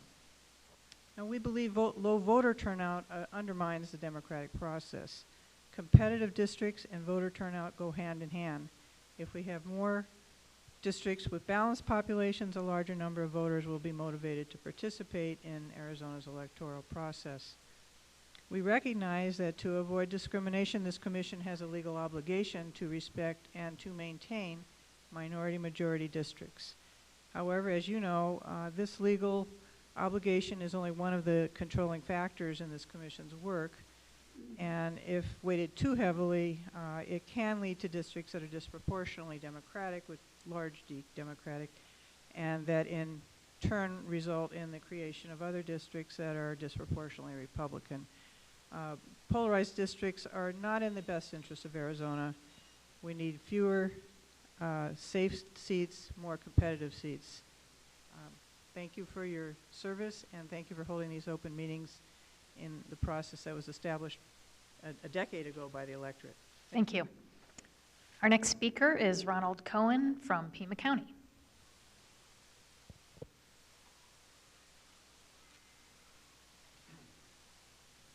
Hi, my name is Ronald Cohen, C-O-H-E-N. First thing I'd like to say is that we should retain the 2 border districts to protect those people living on the border from the influence of those to their north not living on the border. This keeps the population, which are mostly ranchers, from having their voice diluted. Secondly, keep the congressional districts along county borders. Currently, 2 precincts in Pinal County are in either District 8 or 9, and really should be with the rest of Pinal County, as most of their concerns are located in Pinal County. Whether they shop in Pima County, or go to physicians, or go to church, politically they belong in the county that they live in. That's the important thing. I wish to thank the members of the Redistricting Commission on their hard work and time spent on this massive project, and also for the work and difficult decisions they will deal with in the future. Thank you very much. Thank you. Our next speaker is Christine Bowserman from Citizens for Common Sense Redistricting from Pima County. Hi. I have maps. No, don't start my time yet. I'm going to talk really fast. I have maps to submit. Tucson City is too large for one CD area, and so is Pima County, which wraps all the way around it. CD 8 needs to be Cochise County, Eastern Pima County, and Tucson. CD 7 needs to keep the U of A, and if you move that line north just to Ruthroff, you've made the numbers work. LD 30 is defined by the master community plans of Tanque Verde, Vale, Rita Ranch, Sierra Vista, Sarita, Benson, Sabino Canyon Road, the Wash, and the borders, all the way over to I-19. And I'd like to address the 2 commissioners, Herrera and Sturts, have asked for definitions of competitiveness and independence. CD 8 defines competitiveness and independence. In 2000, we had Colby. In 02, we had Kolb. In 04, we had Kolb. In 06, we got Giffords with double digits. And that was at the time in the national level, the Democrats took back over the House and she got voted in. In 08, she won in double digits. And then in 10, she won again, a very low number for an unknown person, but that was when the Republicans took back over. So this all, to me, is because of our large number of independents. Arizona is an independent state. It's a third of our vote. We seem to vote in incumbents. Look at John McCain, you know, he's still in there. Unless you're under the age of 25, if you're an independent, you were once a Republican or Democrat in most cases. And most are independents because they are tired of partisan politics. Sitting listening to all these competitive district requests, to me sounds like they're asking you to be partisan politics, and it's blatant gerrymandering. Our large independent number prevents you from defining competitive districts because you have no way of gauging how they're going to vote, especially in Arizona. All right, in CD8, I live there, they vote on the issues all the time. They pride themselves on listening to both sides, and, you know, that's how they live out there. That's how a lot of Arizona is. I moved into the Tanque Verde area due to the school districts, the 1 to 3 acre lots, and the lifestyle. After 20 years at my address, I still can't tell you if my neighbors are a Republican or Democrat. And local issues, I'll think they're Republican and they'll put a Obama sign on their yard. So, hope that helps. Thank you. Here's my maps. Yeah, if you want to give those to Mr. And Brady. I have done many maps. I like to play around with this stuff. It is so easy to give us 3 or 4 border districts. Very doable. Thank you. Our next speaker is Karen Rossman from Casas Adobes. And I'll go ahead and read the next few names. Donna Wangler, Francie Merriman, Harry Langhorn, I think, and Barbara Tellman. Hello. Thank you for this opportunity. My name is Karen with a K, and my married name is Rossman, R-O-S-S-M-A-N-N. and I'm from Northwest Tucson, where I've lived for 11 years. I'm here today to request that my communities of interest in the area northwest of Tucson be kept together. I live in Casa Romas Estates, in Casas Adobes, and am a member of the La Canada-McGee Neighborhood Association and Mountain Vista Fire District. My community is north of the Rito River, west of Craycroft, east of Silver Bell, and includes the Oracle Corridor from Saddlebrook south. Our community band together for the road widening of La Canada, a project that started back in 2008 and still continues. We didn't get the sound barriers that we petitioned the county for, but the project was a major unifier for our community and the residents in the area. We're also the community, the neighborhood, with the tragic shooting of January 8th, another major unifier, as was evidenced last month when we had a 6-month memoriam at the same Safeway where the shooting of Gabrielle Giffords took place. The Rito River must be a very good natural boundary that I don't cross very often. Personally, I can count on both of my hands the number of times I've gone across south of the Rito River, and one of those times is today this year. Otherwise, all of my shopping, medical services are in the northwest between La Encantada and I-10 and the Oracle Corridor. I'm also a business owner, and I own a real estate company and a pest control company, and have most of my clients in the same area. I recently started a 501c3 that plans on working with the Saddlebrook Community Outreach Group to provide math and reading tutors to schools north of Saddlebrook in San Manuel, Oracle, and the Catalina schools. As for competitiveness, we are currently competitive, as been mentioned before today, in our congressional and legislative districts. In the past 10 years, we've had both Republican and Democrat congressional representation, and our LD 26 has elected both Democrats and Republicans in alternate years. I've been a registered independent all of my life until very recently, and never felt underrepresented. I worked on Gabby Gifford's campaign in 2006, and I also helped Nancy Young Wright in 2008. When my elected officials overextended my tax burden, I'm almost finished, and created policies that did not represent my goals, I worked equally hard to unelect them. My community is similar to Tortolita, Oro Valley, Marana, Catalina Foothills, and the town of Catalina, Oracle, and Saddlebrook. My Saddlebrook friends are much closer to Northwest Tucson than they are to anything in Pinal County. My purpose today is to request that you keep our community together. We don't belong with Tucson, and we do belong with Saddlebrook.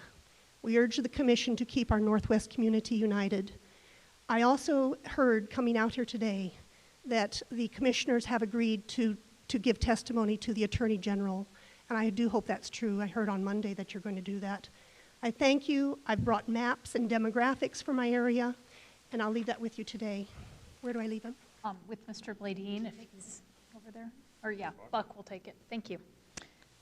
Donna Wangler, Pima County Democratic Party, LD 28.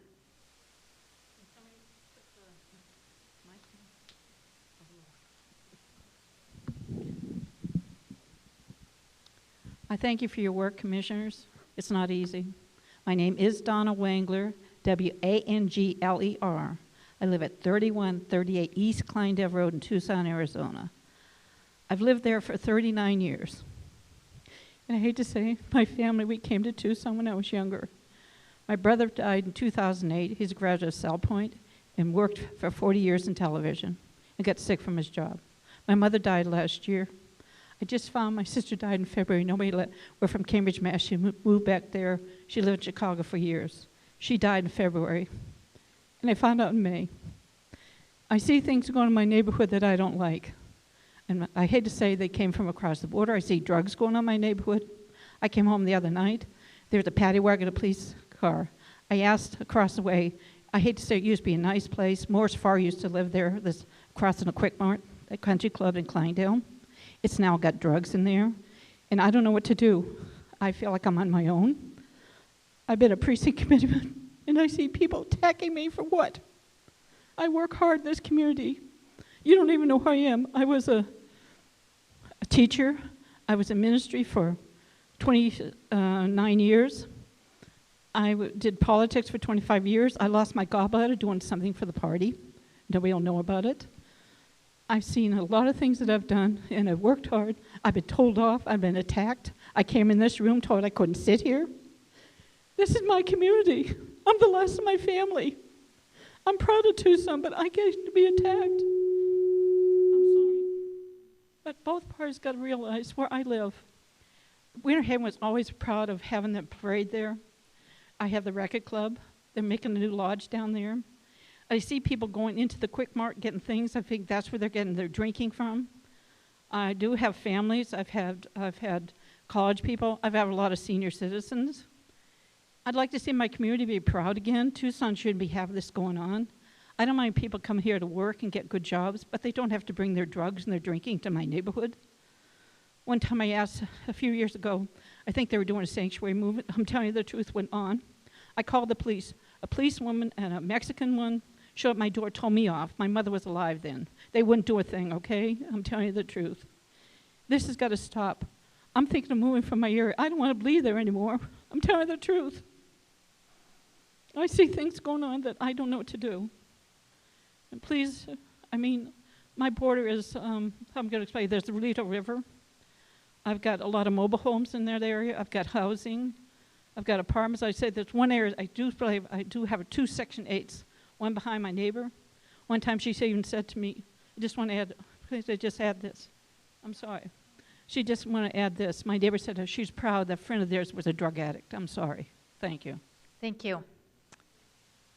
Our next speaker is Francie Merriman from Tucson.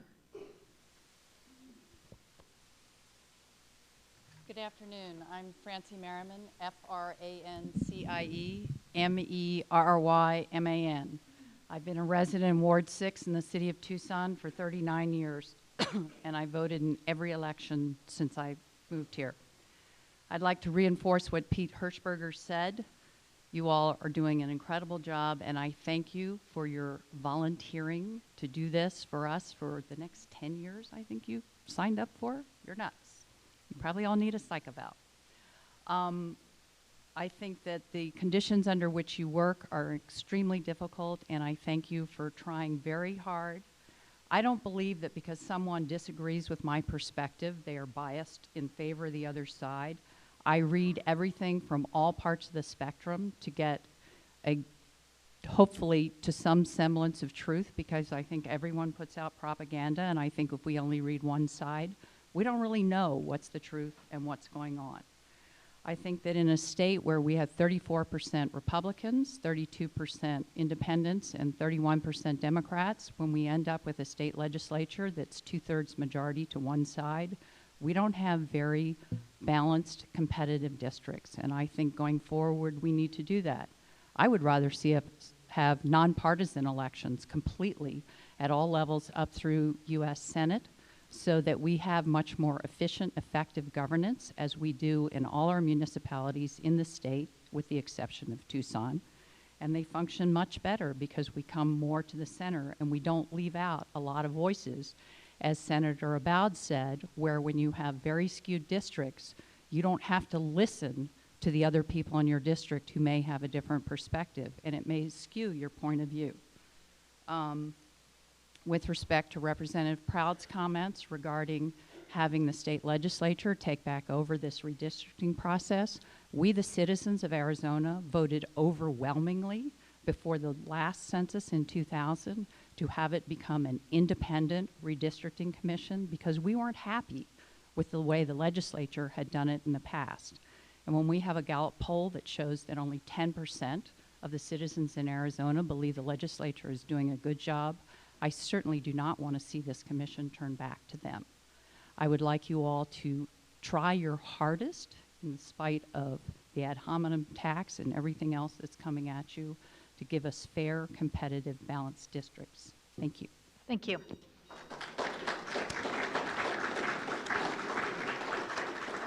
Our next speaker is Harry Logan. I'm sorry, I can't read your writing. I'm butchering that. From Tucson. It looks like it's Laughran. maybe? Okay, we'll call his name later and see if maybe he's just stepped out. Barbara Tellman is our next speaker. And the next few after Barbara will be Marilyn Zarul, Maddie Erkin, Jerry Ottoboni, and Frank Bergen. Barbara Tellman, Tellman. I live right near the boundaries of 27, 28, and 29, and I won't be mad at you if you put me in any one of those districts. I have listened to both Tuesday night and tonight a lot of confusion about what is a community of interest. I've heard it defined as where I shop, where I bicycle, newspaper coverage. I've heard just all kinds of different ideas of what a community. I've heard many different concepts of what is a community of interest, and I think that it's not well defined in the law, and I think there's an enormous amount of confusion. Is it a bicycle route, a lifestyle, newspaper coverage area? What about my friends in Catalina, whose community of interest, you might say, is the Second Amendment, rugged individual lifestyle, and they feel threatened by the invasions from the north and the south, from Saddlebrook and Oro Valley? I think we need a definition, and I'd also like to see a legal opinion on whether the order in which the criteria are listed in the law is the same as a priority order. I think we need to really balance all of these different ones. On Tuesday, I brought up the subject of prisoners, and I'm happy to tell you that I have a solution. There are something like 45 to 50,000 prisoners in Arizona that the census counts as residents of the prison in which they live, in spite of the fact that the Arizona Constitution says that prisoners do not lose their place of residence by virtue of being in prison. This is the law that you operate under, and there are some ways around it. Furthermore, many of the prisons have a disproportionately large number of minority populations for various unfortunate reasons. And so not only are your districts distorted in terms of total population, but they may be distorted in terms of minorities. For example, in Florence, only 1/10 of the population is registered to vote. Is this because of apathy? No, it's because 65% of the people in that area are in prison and are not legally allowed to vote. So, my remedies. As long as you have to live with the law and the prisoners have to live in the prison. Number one, minimize the number of prisons in any one LD, ideally no more than one per LD.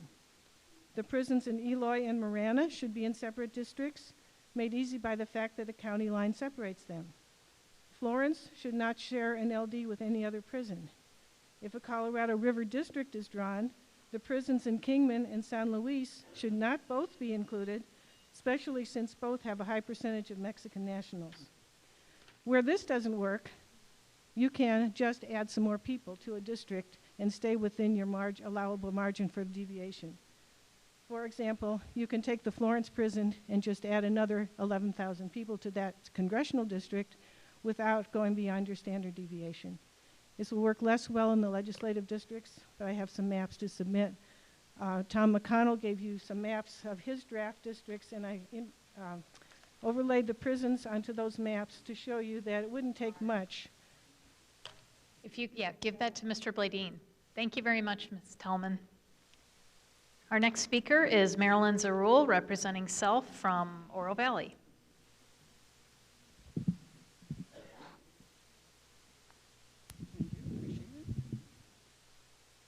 Okay, my name is Marilyn Zarul, spelled M-A-R-I-L-Y-N. Last name is Z as in Zulu, E-R-U-L-L. And my community of interest is in Oro Valley. I have many friends in Saddlebrook, and I attend clubs there as well. And Saddlebrook residents patronize Oro Valley businesses in turn. So I feel that Oro Valley and Saddlebrook need to be kept together.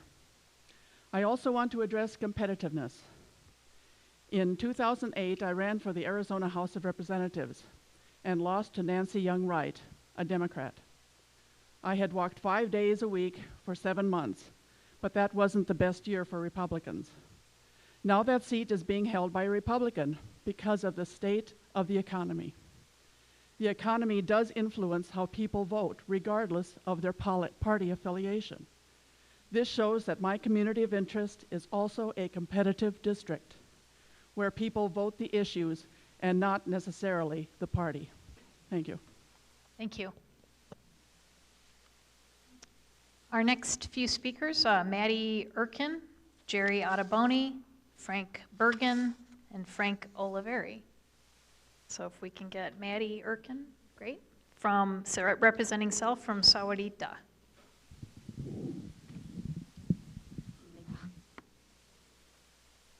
My name is Maddie Urken, M-A-D-D-Y-U-R-K-E-N, and I live in Sahuarita.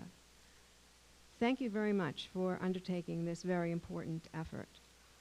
This is the second meeting I've attended in this series, and I've heard numerous suggestions for communities of interest. As mentioned by at least 2 speakers today, these suggestions include bicycle routes, shopping venues, and the location of family and friends. Some of the suggestions I heard contain implicit definitions or criteria. I assume that at some point you will come up with an explicit working definition or set of criteria for what does it mean to be a community of interest. The same holds true for criteria for competitiveness.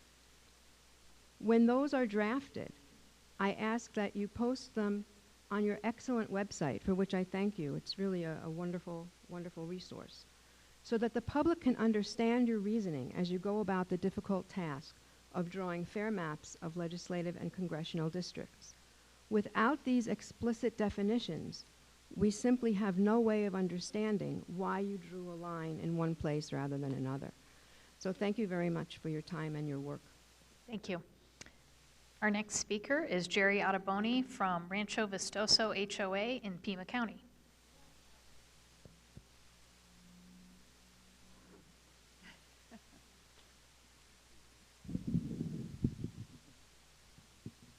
Yes, so my name is Jerry Ottoboni. That's G-E-R-I, then O-T-T-O-B-O-N-I.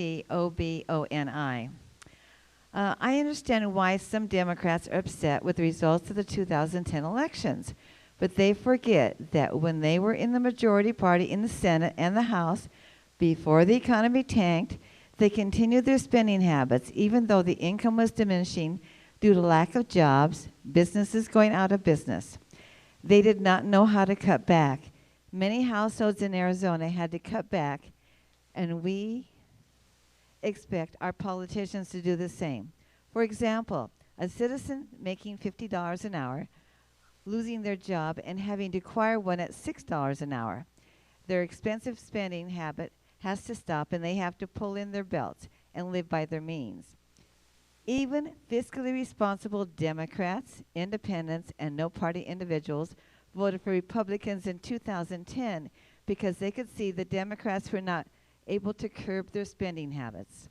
I know this because it is public record, and I walked door to door speaking to thousands of people who told me, on the same street you have Democrats, independents, no party, and Republicans all living in the same neighborhood because of schools, jobs, shopping, doctors, etc. Oro Valley, have you seen, has signs. It says, live within your means. These signs were put up by Democrats, independents, and Republicans. As each year's budget came forth, there was less and less money to spend for various programs. But the programs just kept increasing, and the debt kept getting higher and higher. The Republicans promised to cut spending, and because the residents had enough, they voted the Republicans into office in 2010. Arizona, over the years, has had competitive districts, which would include communities of interest. In the communities of interest there, from my experience walking again, Republicans, Democrats, and independents, and no party registered voters who all felt that spending had to stop. It was that reason that the 2010 elections were so devastating to the Democrats. It was not because the districts were not competitive. Also, with the school budget being cut, there are ways to help the schools. Tax credits to the school of your choice, where you get a tax deduction. Donating to the school of your choice, or even volunteering if you have the time. This is great help to the teachers. I did it for my grandson's kindergarten class, and I intend to do it again this year. I received a notice from my grandson's school. There were going to be 31.75 children in my grandson's class. I was wondering where they're going to find that 1.75 child. Arizona LD5, LD10, LD11, 17, 20, and Southern Arizona districts 23, 24, 25, and 26 all have Democrats and Republicans since the last census. But in 2010, most Democrats were thrown out. Now the Democrats are yelling because it's not competitive, a district, and it's not true. The people spoke in 2010, and the Democrats lost, and it's just that simple. Thank you. Thank you.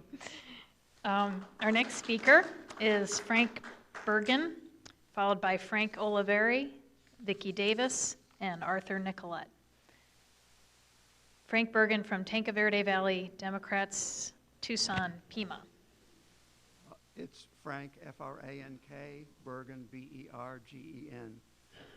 Thank you, Madam Chairman and members of the Commission. And thank you for all of you behind me who have stayed around through a long afternoon.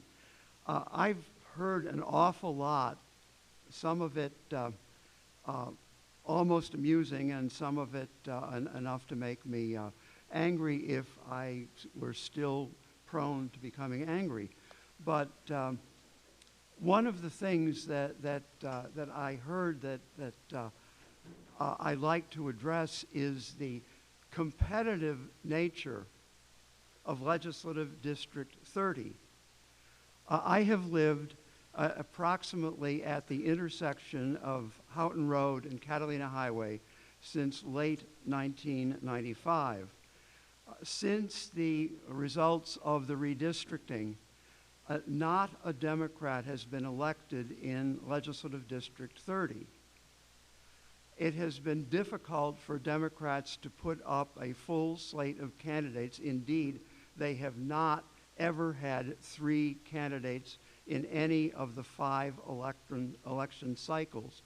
I think that is an indication that this district is not terribly competitive. And it's not because we don't work, because I have pounded on more doors in Legislative District 30 than I like to think. The last commission did a pretty good job in redistricting and in increasing the number of congressional seats. We've gone from 2 and 6 to 6 and 2 and back and forth in the number of representatives in Congress.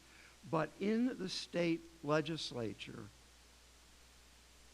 with Republicans getting 57% of the vote in 2010, they took 70% of the seats in the Senate and 66 2/3% in the House.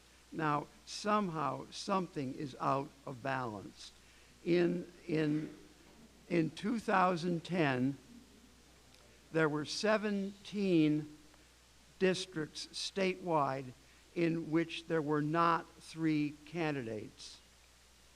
In 8 Senate districts, there was only 1 party had a candidate, and in the state house, there were 12 districts with only with less than 2 candidates, from each party. There is clearly a lack of competitiveness statewide. Time. Sorry. Now, did the buzzer go off? It did. Yeah. Oh, okay. I'm sorry. And I thank you very much, and I praise you for doing a job that I never realized was as horrendous as it has turned out to be. Thank you. Thank you. Our next speaker is Frank Oliveri, representing Self from Pima. Frank Oliveri, O-L-I-V-I-E-R-I. Thank you, commissioners, again for speak. I'm going to ad-lib this, talking about competitiveness versus communities of interest. I've been to several meetings, and today is the first time I'm hearing a lot about what is competitive. And competitive comes down to it's purely political. We're a lot of times talking about nonpartisan. So I've heard some examples in recent about competitiveness and where we were competitive, starting in Casa Grande meeting where they come up and they said about the recent elections. They pointed out LD26, they pointed out CD8, they pointed out other ones. I happen to live in Pima County, unincorporated area, and I live in LD26. what are we afraid of the term political? And it looks as though we had a balanced house to be political.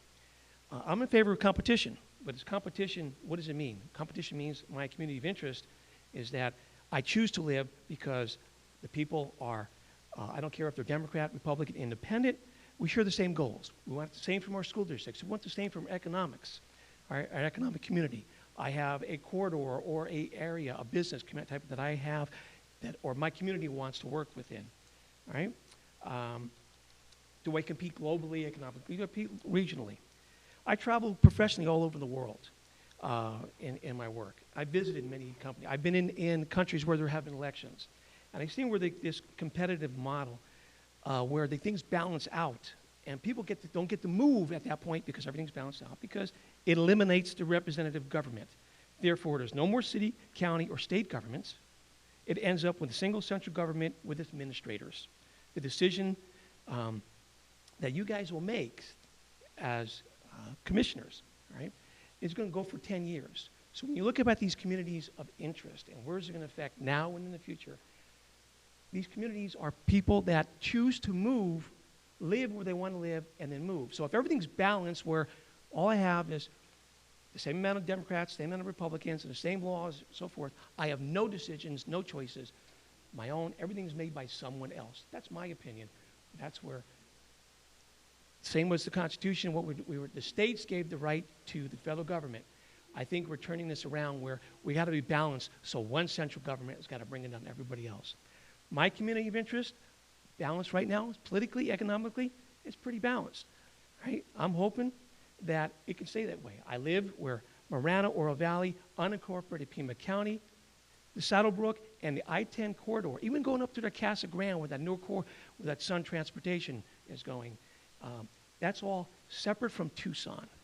If Tucson wants to change, let Tucson educate and bring the people in there to make the changes. And I appreciate Senator Bowd's comment about making it politically viable. Educate everybody and have everybody educate both parties to do that. Thank you. Thank you. I apologize for the chilliness in the room. I don't know if everyone is, but yeah, we should be passing out blankets. I don't know if there's any. Thanks. Yeah, we need more people. All right, so Vicki Davis, representing Self from Tucson, followed by Arthur Nicolette, Peyton Davies, Linda White, and George Allen. My name is Vicki Davis, V-I-C-K-I-D-A-V-I-S. I've spoken to you before, so I won't bring up those issues anymore. I respect the job that you have to do and appreciate its difficulty, but frankly, I don't trust any of you, and I think that's good and healthy for citizens to be on the watch all the time.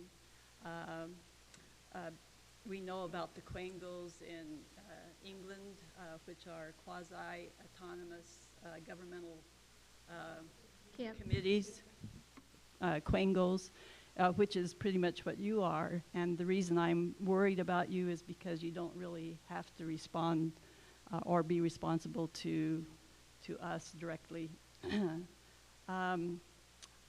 I feel like we need to be kept informed. I appreciate the fact that now we're starting to get some agendas and some schedules of meetings so that we can plan to be there.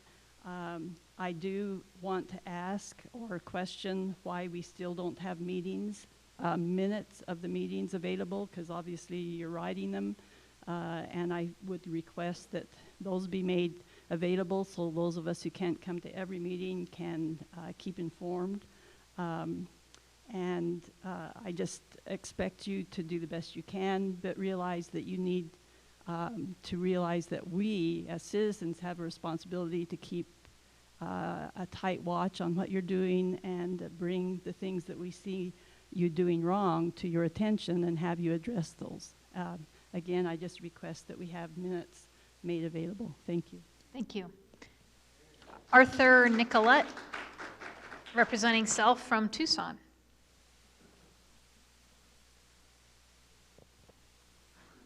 Thank you. My name is Arthur Nicolette, N-I-C-O-L-E-T-T-E. O-L-E-T. Thank you for this privilege to speak. I was beginning to think I wasn't getting to speak because of the t-shirt. However, I do represent just myself and my wife.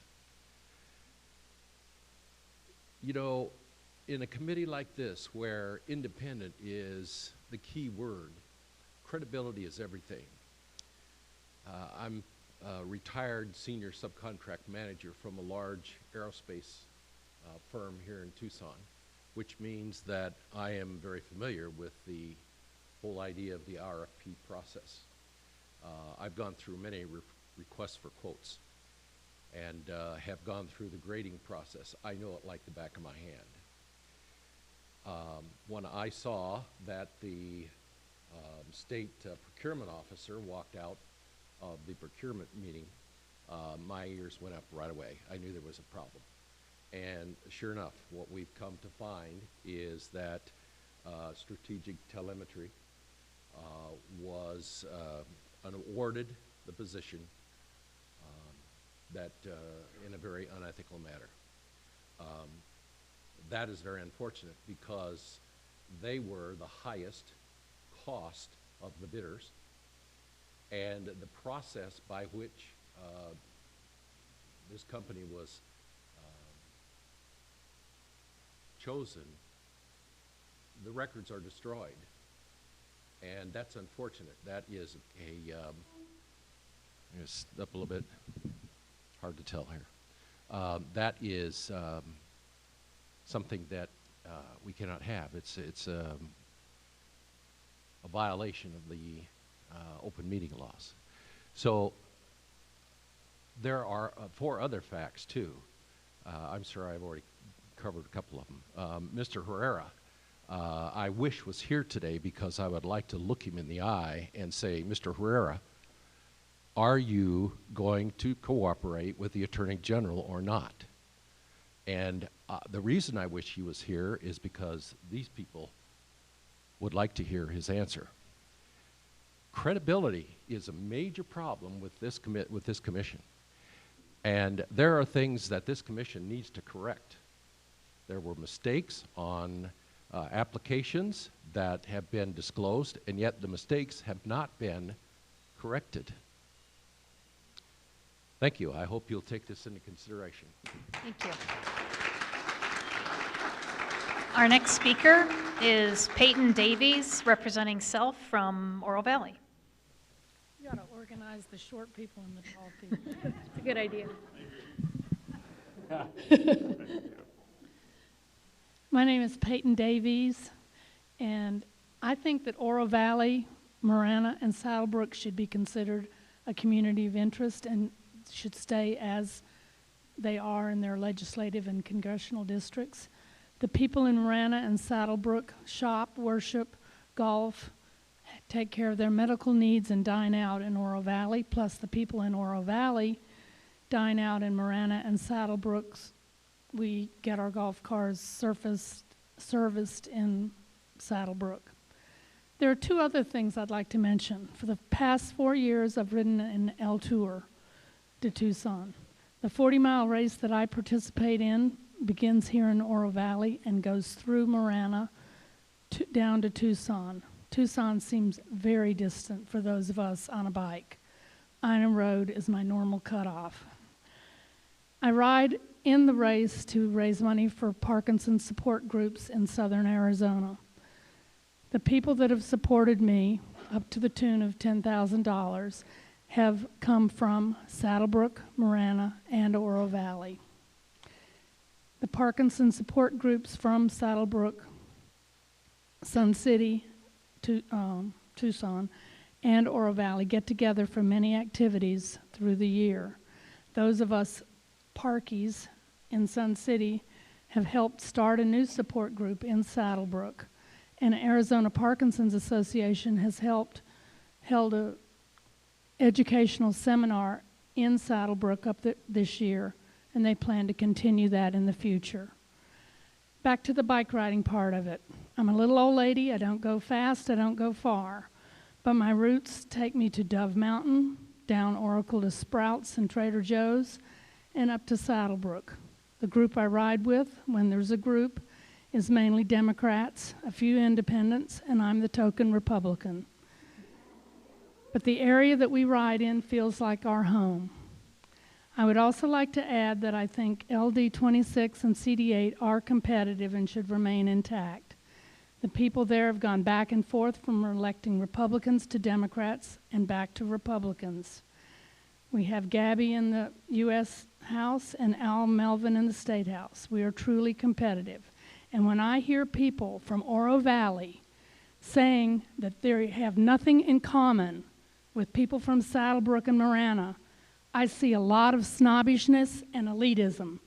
Is that another attempt to incite class warfare? Thank you. Our next speaker is Linda White from LD 26.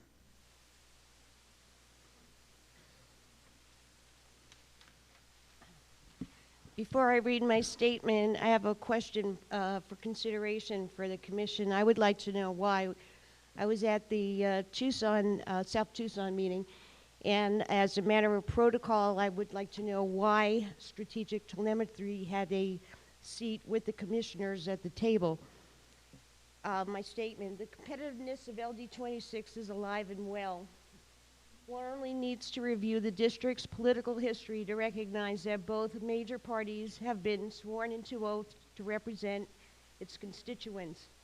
Any attempt to change, alter, or gerrymander would be a blatant attempt to rewrite history. The competition in LD 26 is energetic and always in play, as it always is. Of particular concern is the very real possibility of removing the community of Saddlebrook from LD 26. As I previously stated in other statements, Saddlebrook is entwined as a business, religious, entertainment, arts, leisure, hobbies, and clubs mecca shared with its friends, family, and neighbors within the district. As one who has worked for several in the district, knocked on hundreds of doors, made thousands of phone calls, the consensus gained remains a constant. This is a community of strong, similar interests, a close-knit, like-minded community with similar hopes and dreams. Whether you reside in the foothills, Oro Valley, Golder Ranch, Cassis Adobes, or Push Ridge, we are geographically like-minded, economically, spiritual, united community, and it deserves to stay as one. Again, I would like to say that I would like to recognize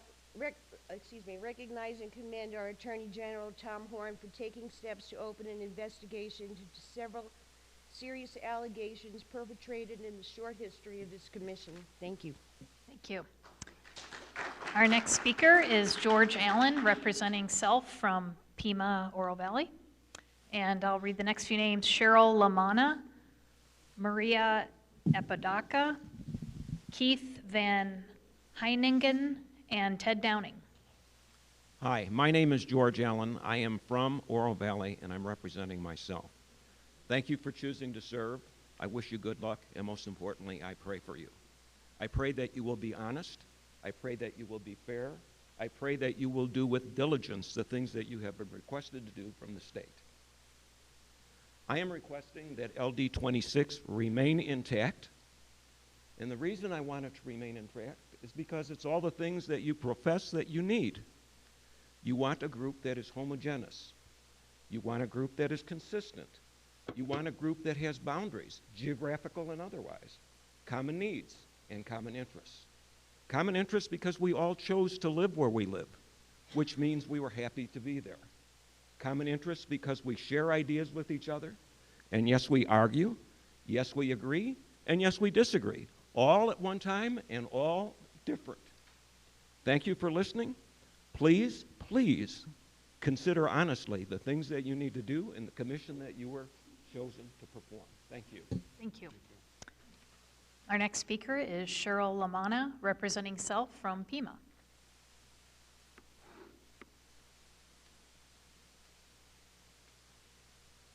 My name is Cheryl Lamana, SHIRL-LAMONNA, and I'm from Oro Valley. I've been following the redistricting process since it began.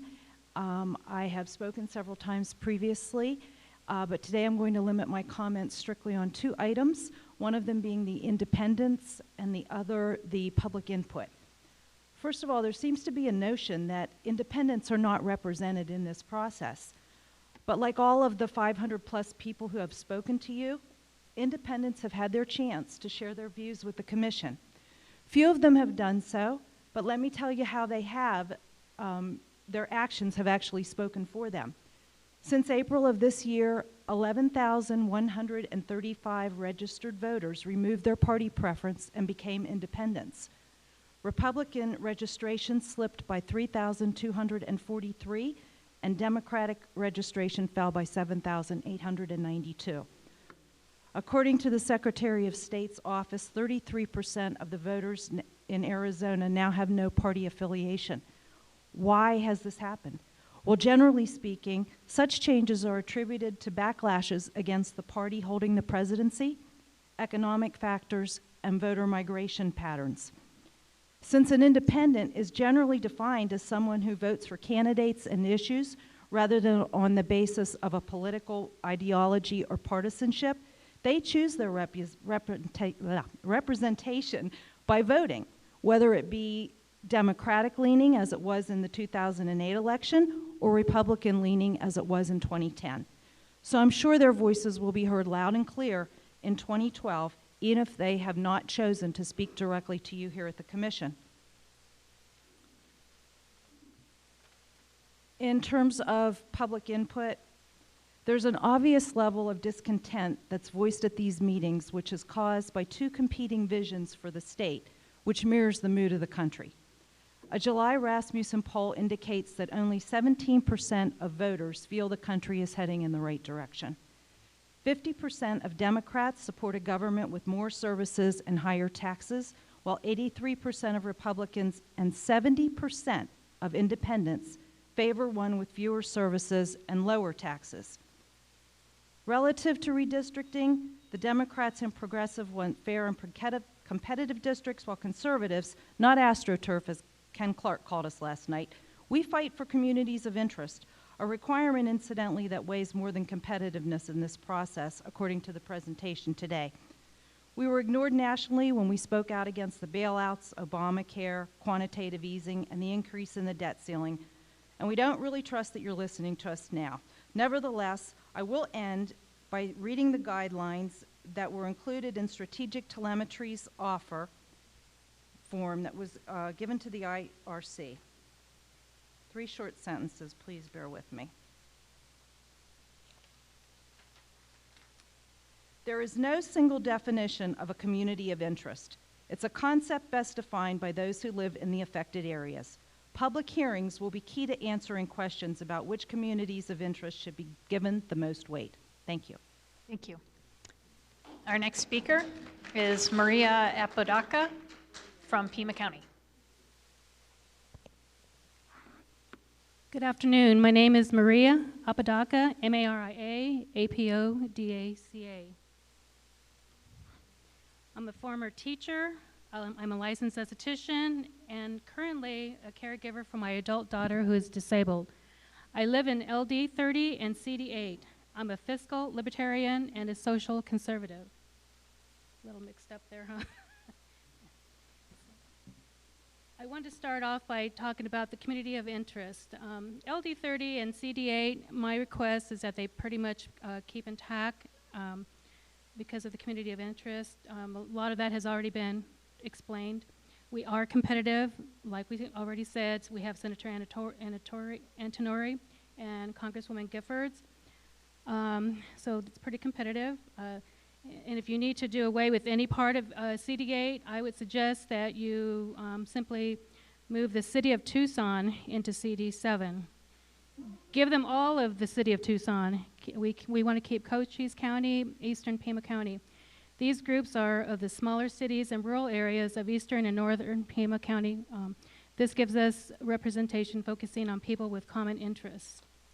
Now, what I want to address now is what really concerns me about this whole process. Now, I know you're a volunteer commission, right? You're volunteering, but you do take an oath. And I said this last time I spoke at the college. I don't know why people take oath if they're not going to honor the oath they take. I'm a real stickler on living up to what you say you're going to do. what I want to bring out is, because I've heard different things about facts and attacks, okay. There's a clear difference between facts and attacks. There's a clear difference between propaganda and what's on public record. Okay, so I'm going to just list some things that really concern me. Strategic Telemetry is a political consulting firm, not a mapping firm. Okay? They cost the most, and they have no experience in this.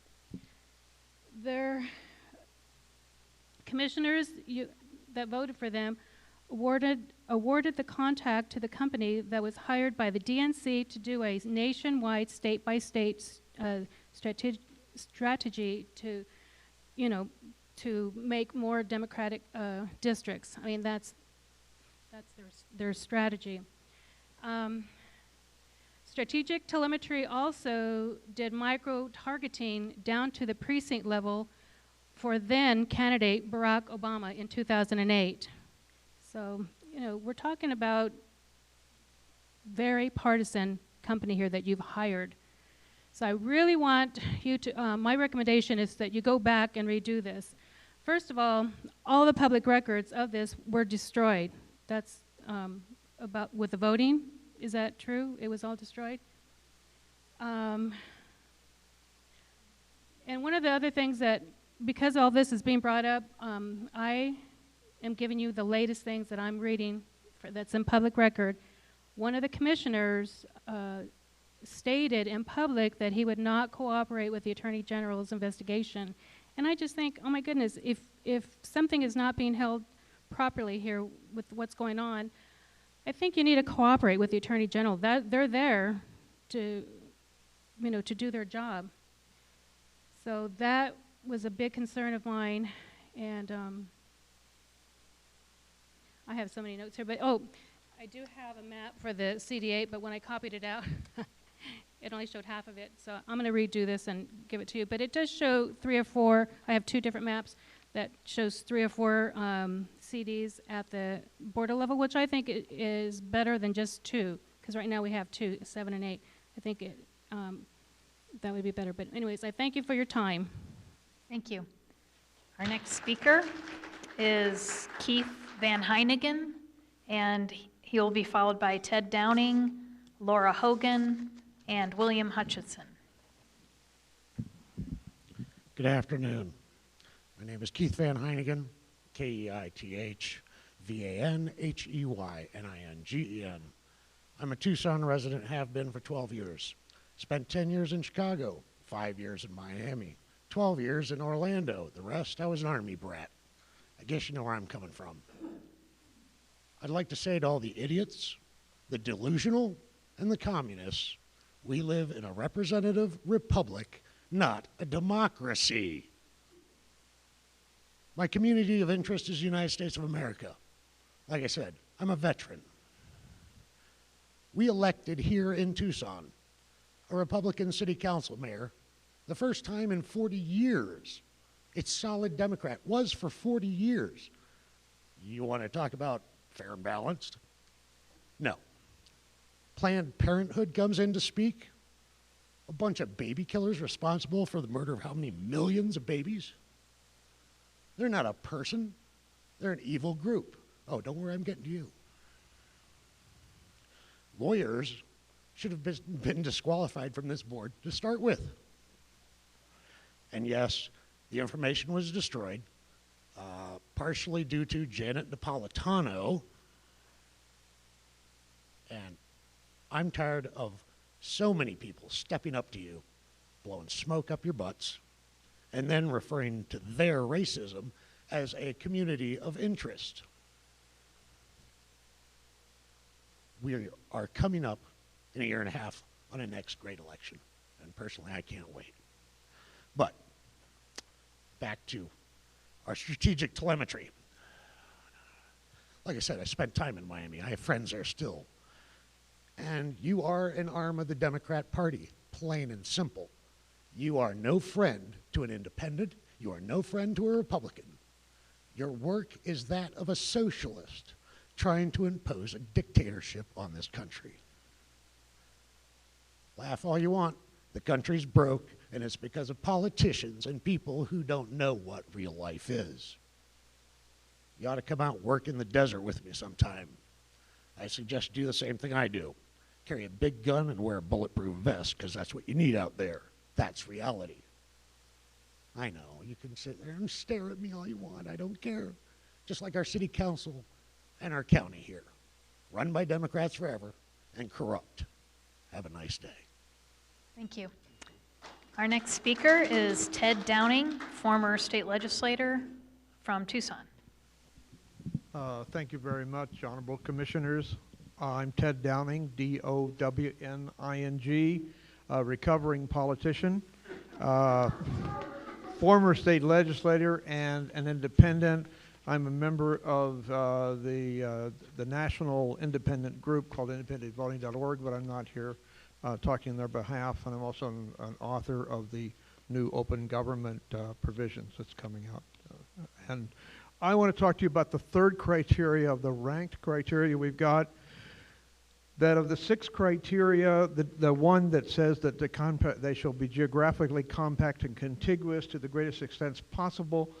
Compactness and contiguity are mathematical concepts.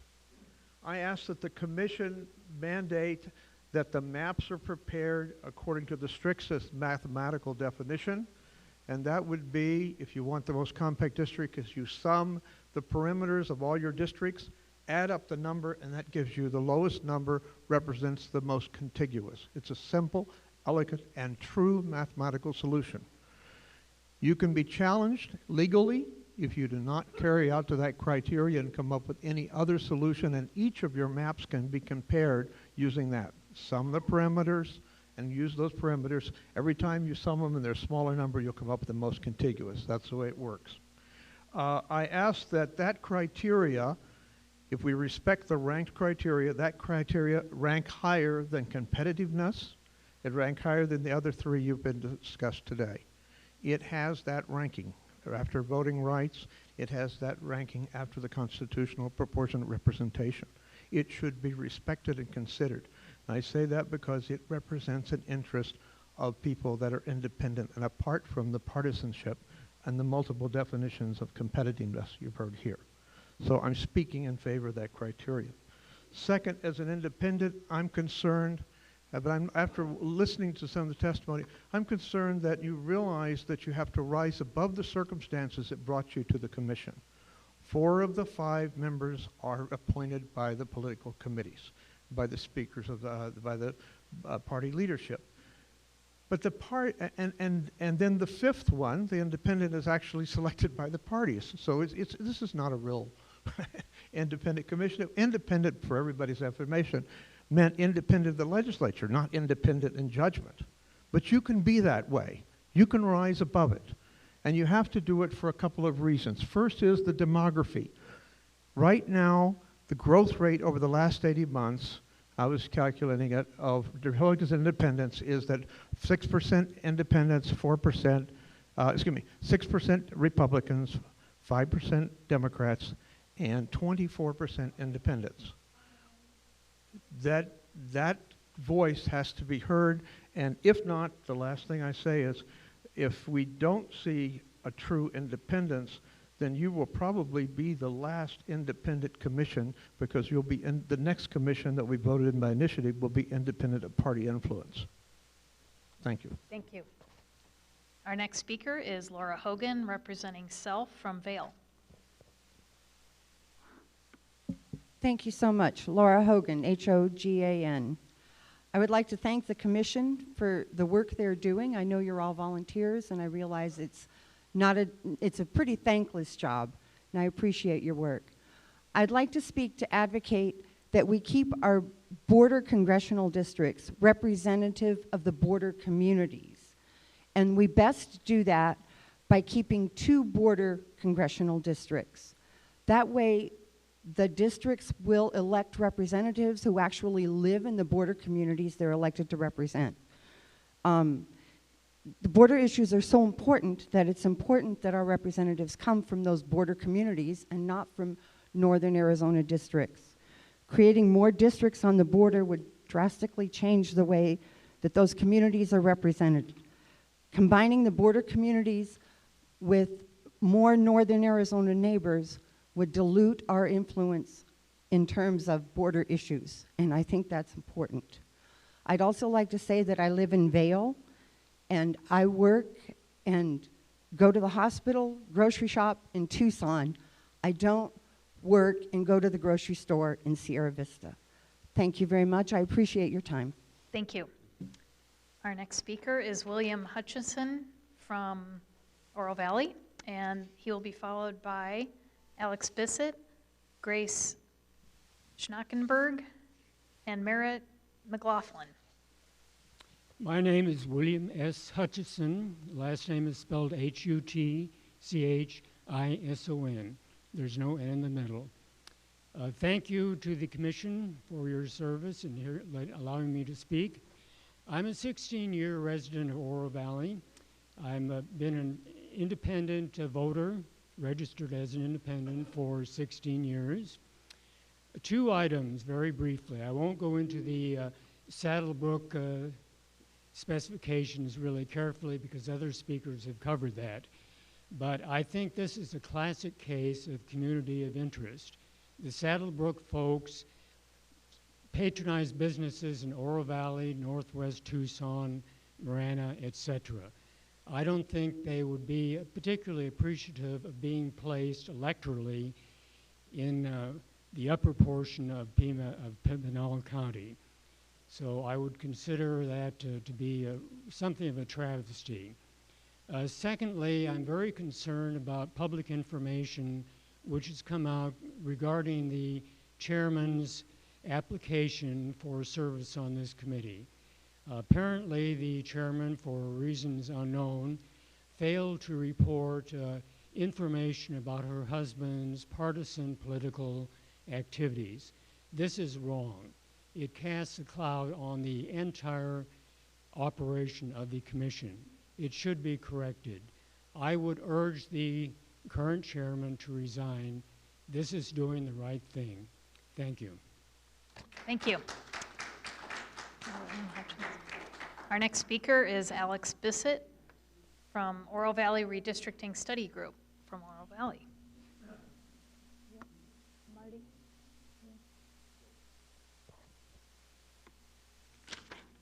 My name is Alex Bissett, A-L-E-X-B-I-S-S-E-T-T. I live in the community of Sun City Vistoso in Oro Valley.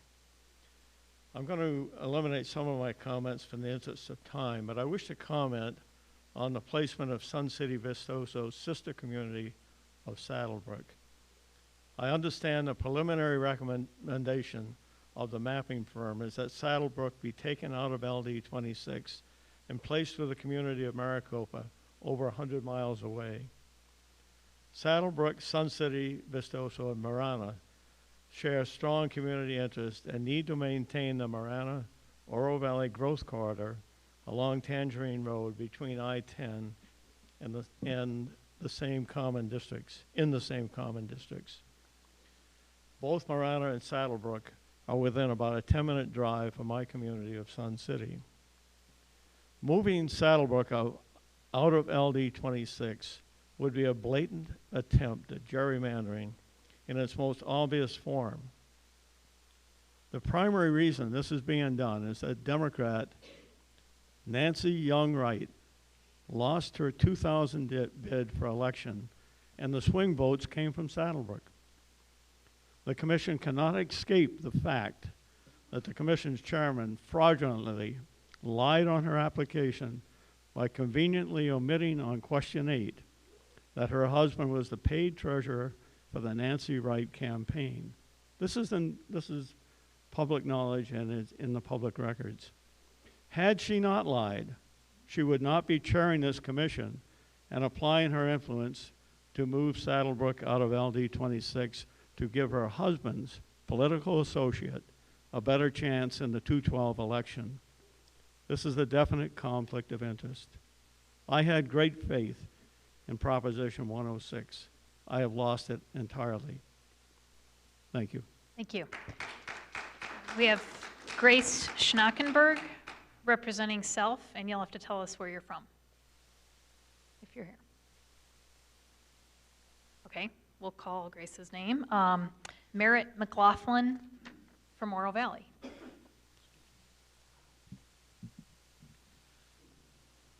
My name is Merritt McLaughlin, M-E-R-R-I-T-T, M-C-G-L-O-T-H-L-I-N.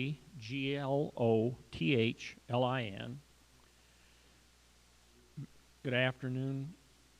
I am a Republican precinct committee man, but I am actually representing myself. I am a resident of Sun City, Vistoso, in Oro Valley.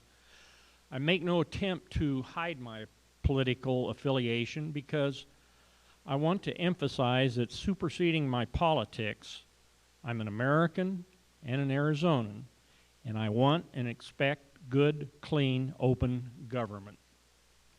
The proposal of placing the Saddlebrook community into a legislative district that has its main population base located many miles north of Saddlebrook makes no sense at all. I support Senator Melvin and others against that absurd proposal. Why not instead place Saddlebrook in a legislative district over by Yuma? Makes just as much sense. I cannot leave this podium without revisiting a fact that we have discussed over and over again, but it must be repeated again and again, as it is a very important narrative regarding what others dismiss as partisanship. This has been a flawed process, initially from the beginning, and continues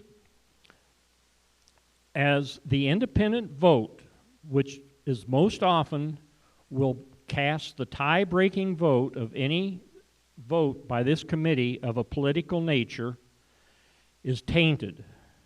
The chairwoman did not answer a very pertinent question on her original application, disclosing her husband's involvement as a paid staff member on a campaign in LD 26 for a failed candidate in the 2010 election. This indefensible fact remains as a legacy of this commission. The charges that have been alleged regarding this commission in regards to the Attorney General's investigation raise very serious questions about the function and the veracity of this body. This is no witch hunt. This redistricting must be done openly, fairly, and with transparency. If this commission desires to have a modicum of credence, they must cooperate fully with the AG. No one should even consider claiming any type of immunity, hiding behind some self-appointed veil of secrecy, or invoke some form of lawyer speak regarding this investigation. The good people of Arizona deserve and expect from this commission, regardless of politics, transparency, frankness, and candor. They do not deserve obfuscation or deceit. Thank you. Thank you. Our next speaker is Ben Love, retired Lieutenant Colonel. Ben Love, retired Lieutenant Colonel from, I can't tell if it's Pima or Pinal, you'll have to tell us. And then Dustin Cox, Rachel McMenamin, and Vivian Hart. That's B-E-N as in Benjamin, L-O-V-E, and I live in the Oro Valley. And I would like to thank the commission for letting me talk today. I support the voting that you have arranged. I'm here to thank you for all of the things you have done for us.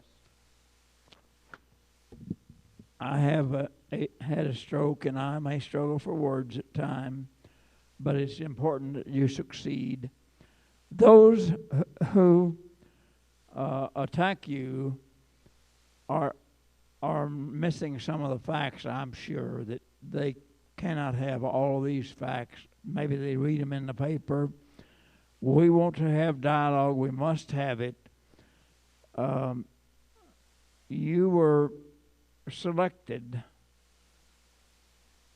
to replace our old system which didn't work, and that was that the legislature form our gerrymander our districts, and that it had all sorts of problems. If you fail, the people who are attacking you obviously want to go back to the legislature where they can get power that you have and screw up our state more than it is now.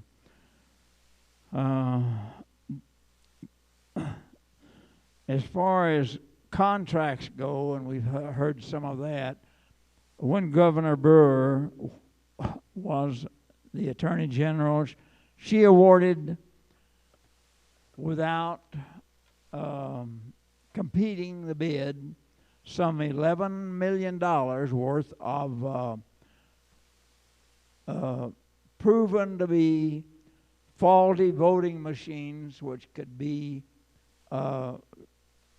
rigged by an insider, and we are using those today, and it doesn't speak well for our state. I advocate the preservation of the county lines as they are now drawn. The counties have different laws, different voting procedures. We have heard that Pinal County is in disarray, and that they need help.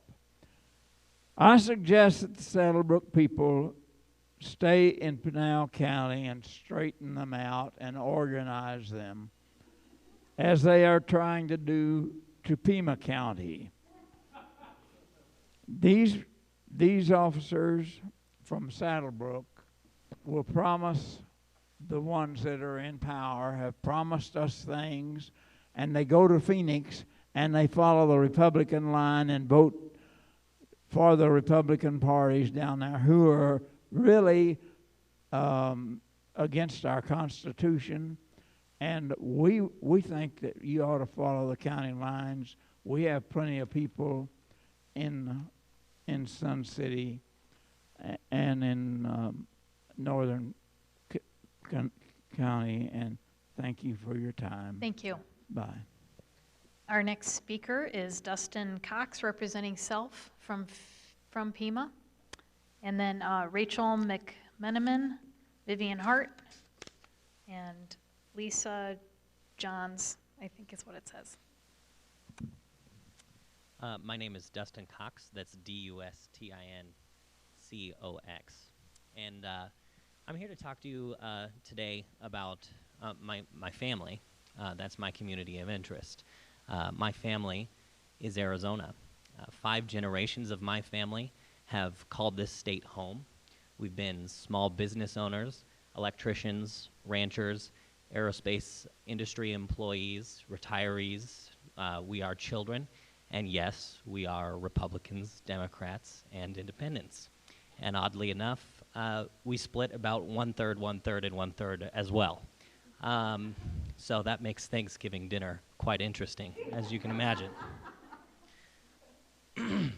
So my family, around that Thanksgiving dinner, we debate, we disagree, but we compromise, we come together, and we care for each other and rise above our differences and do what's best for all of us. What I've seen in my entire life here in Arizona, I have not lived in a competitive district, nor has most of my family, and therefore our legislature and our elected politicians are unable to come together because everything is decided in a primary, no matter what district you're in. It's decided in a Democratic one or a Republican one. I think that is a travesty for Arizona. I think that we don't get the representation that we deserve, and I think that's evident when one party, no matter what party that is able to garner more than 2/3 in both houses of the legislature when we are roughly split equally across the state. And so therefore, I want to emphasize and encourage this commission to highly consider competitiveness on your list of criteria. I think that is the best way to get to serving our community of interest, which is all of Arizona here, because if one of us is silenced, all of us are. And so I thank you for your service, Republicans, Democrats, and independents alike. And I'm very impressed that you can all sit there stoically and be berated in this way for a position you're volunteering for. So thank you very much again. I appreciate your service. Thank you. Our next speaker is Rachel McMenamin from Marana. Okay, don't see her. Vivian Hart was our next speaker. You'll have to tell us what county or city.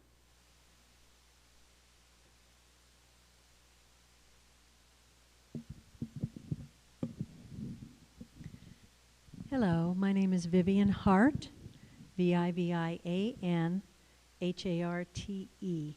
There's an E at the end. So I voted for the proposition in 2000 because I did not like the idea of the state legislators figuring out their own legislative districts so they could get elected over and over and over again. I appreciate very much the work that you're doing because it's important that there be another voice. I want to suggest that you create more competitive districts, and I'll tell you why. When there is no, my understanding is that the last group 10 years ago created about one competitive district out of 30. And so then what happened was that many more Republicans got in than were represented in our state. We have a third of the people as Republicans, a third as Democrats, and a third as independents. And what happened then in the state legislature was the Republicans didn't even want to talk to the Democrats. They were not included in the budget hearings. Those were done behind closed doors. They were not included in decisions that were made in the legislature because it was 2/3 Republican. Even though they're registered 1/3 in the state, they were 2/3 or more in the legislature. And so the Democrats, who represent the 1/3 registered also, those were not even included in the decisions that were made. And I think that that is not healthy for our society. So I would suggest that you do that. I have heard that about 10 or more of the LDs could be created as competitive, and I encourage you to do that. I do not believe that LD 26 is competitive. Out of the last 10 years of the 15 possible terms, only 3 of those were held by Democrats. 12 were held by Republican. So I would not call that a very competitive district. I thank you very much. Thank you. Did I miss what county you're from? Oh, I live in unincorporated Pima County. Okay, thank you. Our next speaker is Lisa Johns, I think. Am I getting that right? No, sorry. You can tell us from Tucson. You ready to be shocked? Jones. Okay, thanks. Lisa Jones, and I'm from Tucson. My house is in Precinct 42, Legislative District 28. I am a Democrat, but 2 of the people I've loved most of my life, my mom and dad, were Republicans. So I grew up in a Republican household. I know you think this redistricting is important, otherwise you wouldn't be volunteering your time and your energy and your care to be here, and I thank you all very much. My hope is that however you come to the districting, and to me, honestly, it's mind-boggling. I've only just, I really, really do appreciate the enormity and the detail of the work that you're considering. My hope is that the new redistricting will be fair and competitive. And when I say competitive, what I mean by that is that the outcome will be without one party, either party, having complete domination. I very much believe that the health of our democracy absolutely depends upon diversity and competitive representation. Without that, we're clones of each other and the doors are shut, and we're not a democracy anymore. There's an absolute distortion. As you know, Southern Arizona, Tucson have very unique needs. Metropolitan Tucson is now about 1 million people. Our representatives also represent Sierra Vista, Nogales, Tohono O'odham Nation, and the Yuma area. As such, we should have no less than 1/3 of the congressional delegation. It only makes sense for Greater Tucson and Southern Arizona to be represented by 3 members of Congress. 2 things I hope you will not do. Please do not have 3 districts gerrymandered, artificially, dysfunctionally, to touch the border. That's not a way to solve border issues. Another really bad suggestion that I've heard is to consolidate all, oh dear. If you can wrap it up. Pardon me? If you can wrap it up. I'll try. Don't consolidate all of Tucson. Again, that would diminish Tucson's access to rightful congressional representation. It would end up having 1 party and 1 voting rights district. Neither one would be then competitive. That's wrong. We need to have more competitive districts, not fewer. I'm sorry. Tucson and Southern Arizona deserve 3 voices in Congress. The voting rights districts plus 2 competitive districts. And for toss-ups, one starting in Marana and Oro Valley going north, the other one starting in Catalina Foothills and going south and east. Not only would this districting be functionally doable, it would also be the right thing to do. And again, I thank you all. You've got tremendous patience to hear us all. Thank you. Thank you. And if you want to submit your statement for the record, since you didn't get to finish it, feel free. Ted Przalski is our next speaker from Tucson.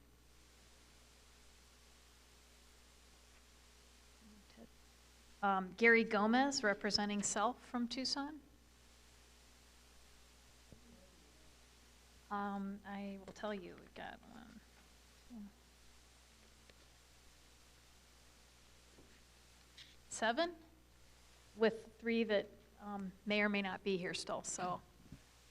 Commissioners, thanks for having the opportunity to hear we the people. I would like to speak on several topics today. The first one has been brought up in other meetings. I've been to several. I'm in favor of the new congressional district, or a 3rd congressional district that runs on the border. I don't understand, having worked on a campaign for CD7, how Yuma was really fit in with Nogales and Green Valley.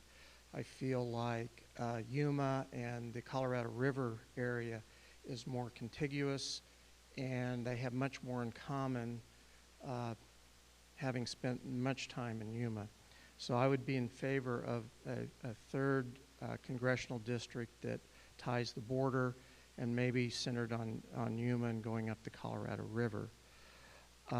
They don't have much in common with Nogales other than the border and Green Valley. They probably have more in common with, if need be to fit the size, South Phoenix, where it's much more agricultural. My former in-laws were all in farming, and that's kind of how they lived and tied together. I was also glad to hear today that some people that spoke in favor of competitive districts actually were willing to have theirs changed. Having gone to these hearings since very early on, the vast majority of people that speak of competitive districts all want the other guy's district to be competitive. They want to keep their community of interest. I think community of interest is far more important than competitive districts. I have never bought a house, moved someplace because of what precinct or who my congressman was. And I've had a great variety in different places. In fact, in Texas, I had Ron Paul for a while, and then I got, I can't think of his name right now, but opposite Democrat, and I lived in the same place. And for a while, my district went from Austin all the way to Corpus Christi, and so the gerrymandering really drives me crazy just from a logical point of view. Last, and I'll just make this really brief, please cooperate with the Attorney General and put that cloud behind you. We need a report and maps that are not tainted. And thank you. Thank you. Our next speaker is Val Little from Tucson. No Val Little. Next is Joyce Smith from Tucson. Okay. Bart Pemberton.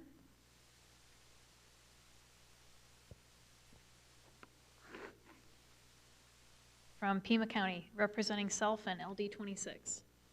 Yes, my name is Bart Pemberton, and I live in LD 26. Okay.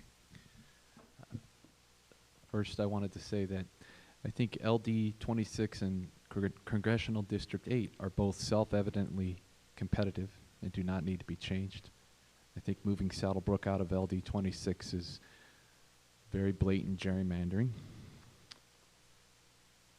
As far as to remove a cloud of illegitimacy on this commission, I think at the very least the mapping company needs to be fired and a new one hired. Otherwise, I think it's not worthy of the name Arizona Independent Redistricting Commission. Thirdly, I don't know what was the term used. I don't know what civil discourse in politics has to do with redistricting, but since the topic was brought up, I would say if anybody reads about Alexander Hamilton or the Founding Fathers, they will find that there never has been civil discourse in American politics, and there never will be as long as we have a First Amendment. And lastly, about community of interest, I tend to think of American citizenry as community of interest, but since we're going to go into that for redistricting, I think the most important community of interest are the people that pay the vast majority of taxes in this country, and I think that community of interest should be should take precedence over every other one in every single district, period. Thank you. Thank you.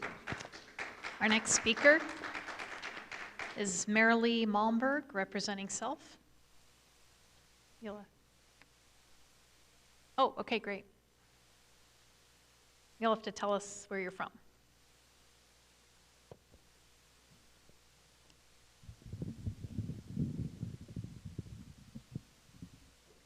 My name is Marilee Malmberg, M-A-R-I-L-E-E, Malmberg, M-A-L-M-B-E-R-G. I'm from Green Valley, and I live in Pima County. So I live in Green Valley, which is part of LD 30 and CD 8. And first of all, I'd like to just let you know that I really support this commission. I support the chair. I appreciate the work that each one of you is doing. It's a tremendous commitment on your part, and I think it's really great.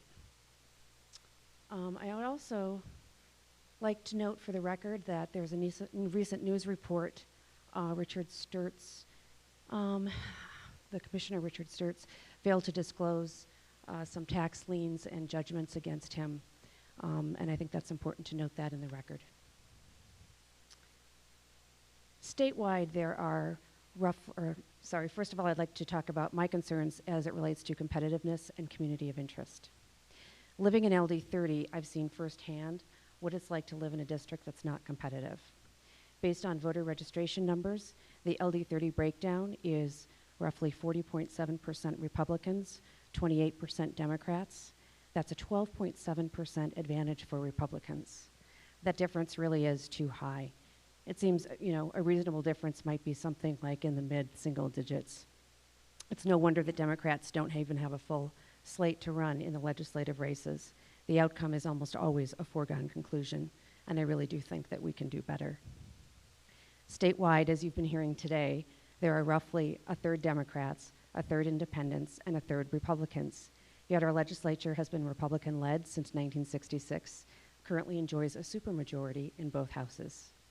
Our legislature makes national news on a regular basis for their one-sided approach to governing.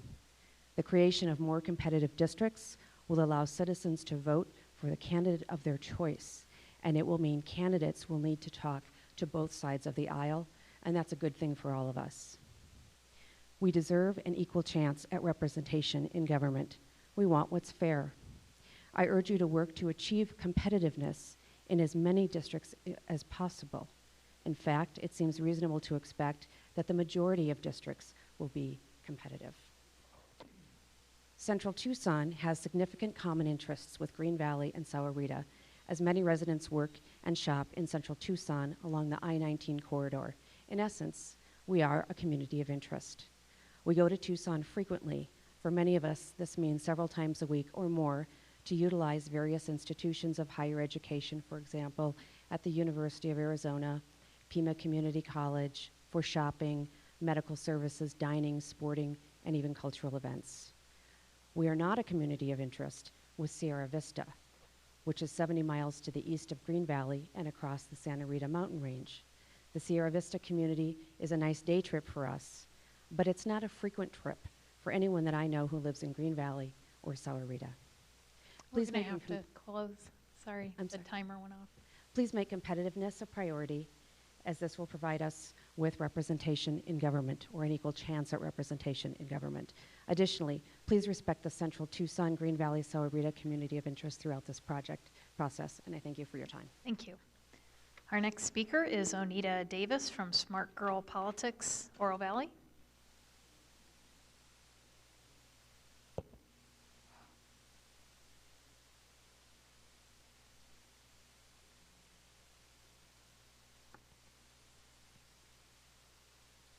Excuse the icicles you see hanging off of me.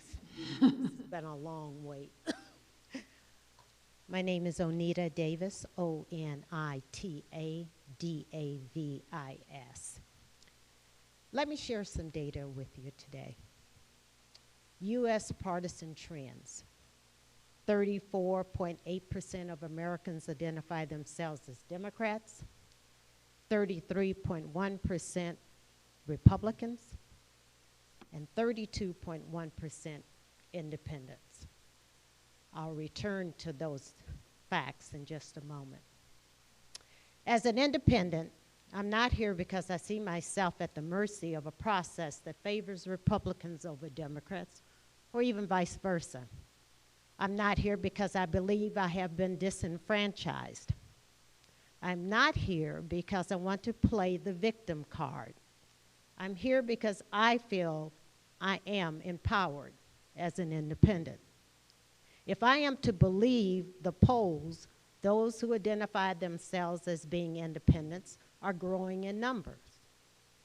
On August 1, 2011, Rasmussen cited the above-mentioned data. The significance is not that the Democrats have inched past the Republicans, but that each has lost in percentage points while the other category grew.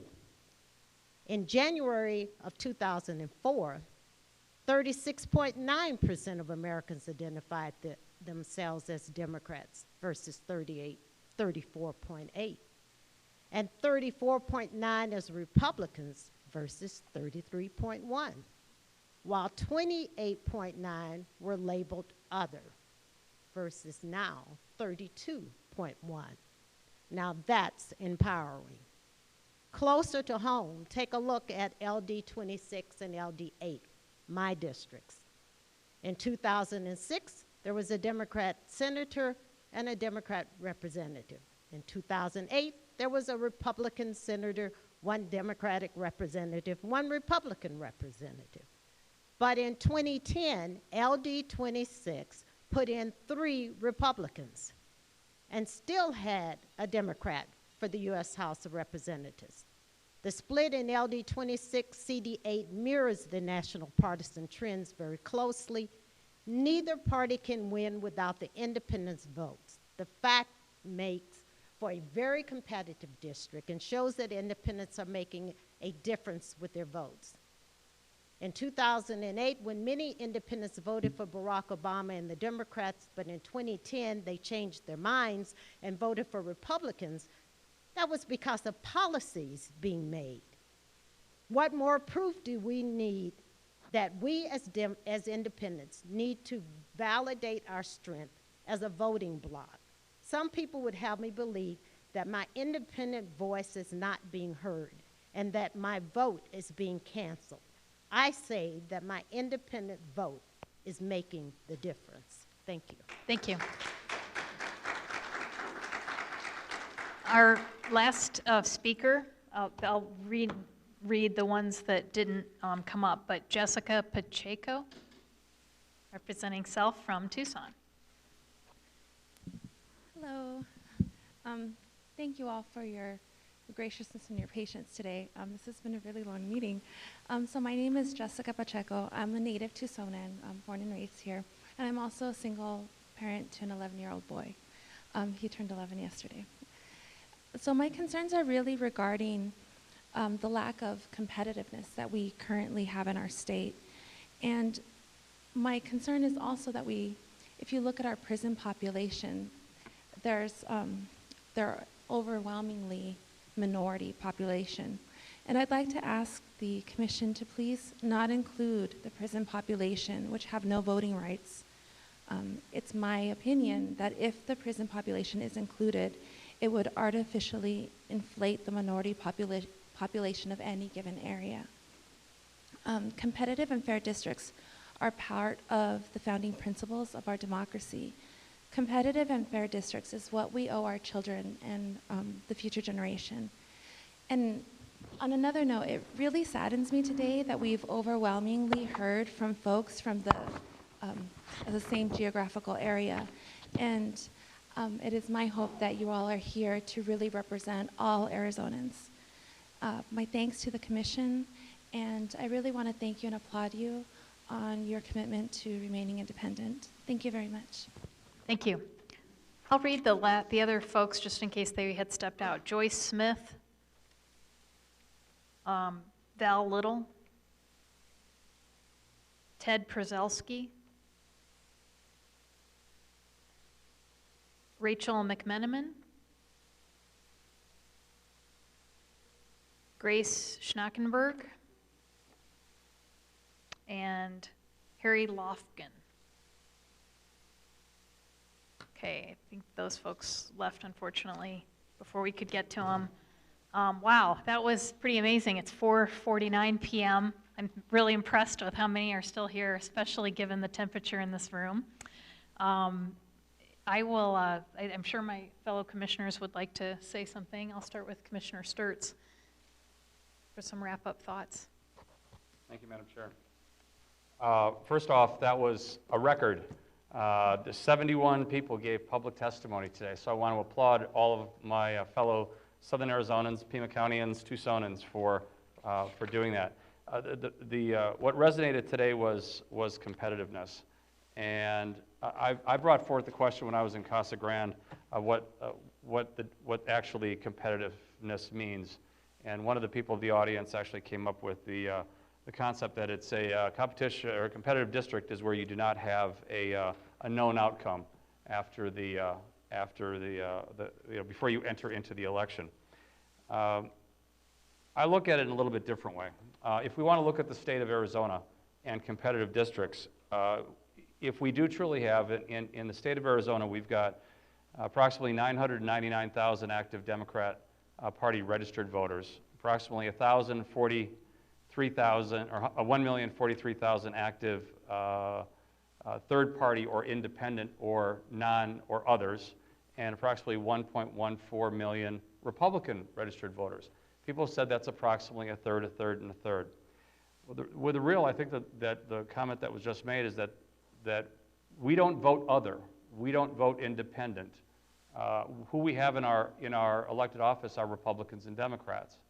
So it's truly, it is truly a solid thing to say that the independent bloc is a powerful bloc.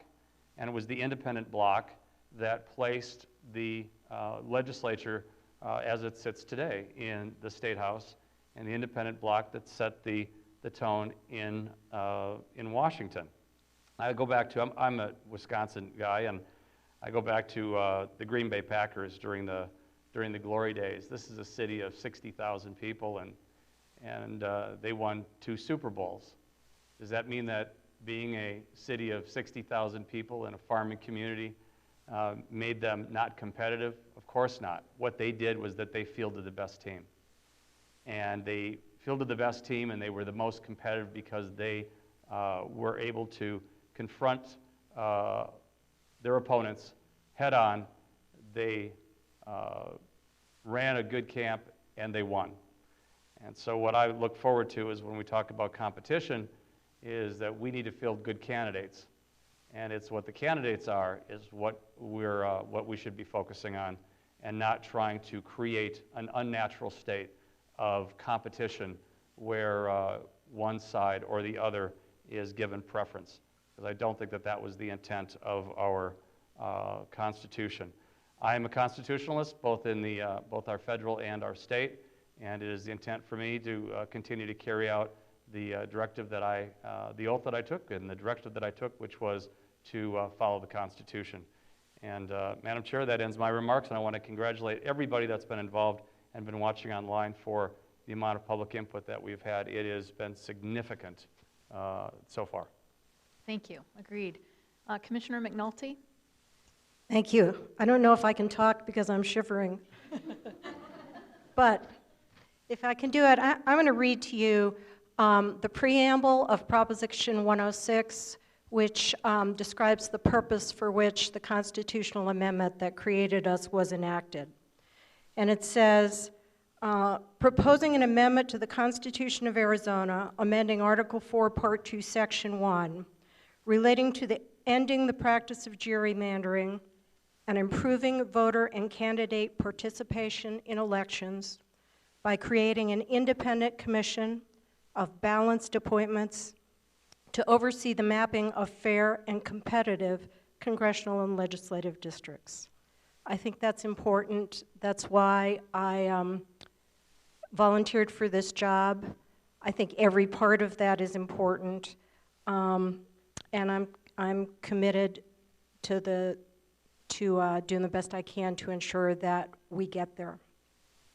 And I want to thank you all for hanging in there for a very long day on a Saturday. I think we should take names going out, and the people that hung in here the longest should get some sort of award at the end of this whole process. Agreed. And I would also note, I watched the hearing last night in Phoenix online, and Vice Chair Freeman and Vice Chair Herrera conducted that meeting. And at the end, and I would like to do the same thing here, I thought it was such a good idea, to basically give a round of applause to our staff and our court reporter for doing this yeoman's work of conducting 15 hearings around the state. And this is our final one, as I mentioned, just of the first round. We'll have more hearings once we get draft maps and get your input and feedback then. But this concludes kind of the first round. So if you wouldn't mind joining us in applause for them, I would appreciate it.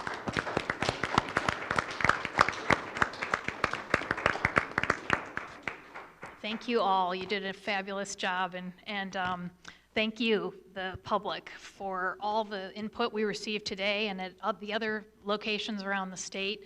I know we've seen some of you have traveled multiple times to different hearings to make your case and give your testimony, and we really appreciate your dedication to this. So with that, it is now 4:55 p.m. on a Saturday afternoon, and I declare this meeting adjourned.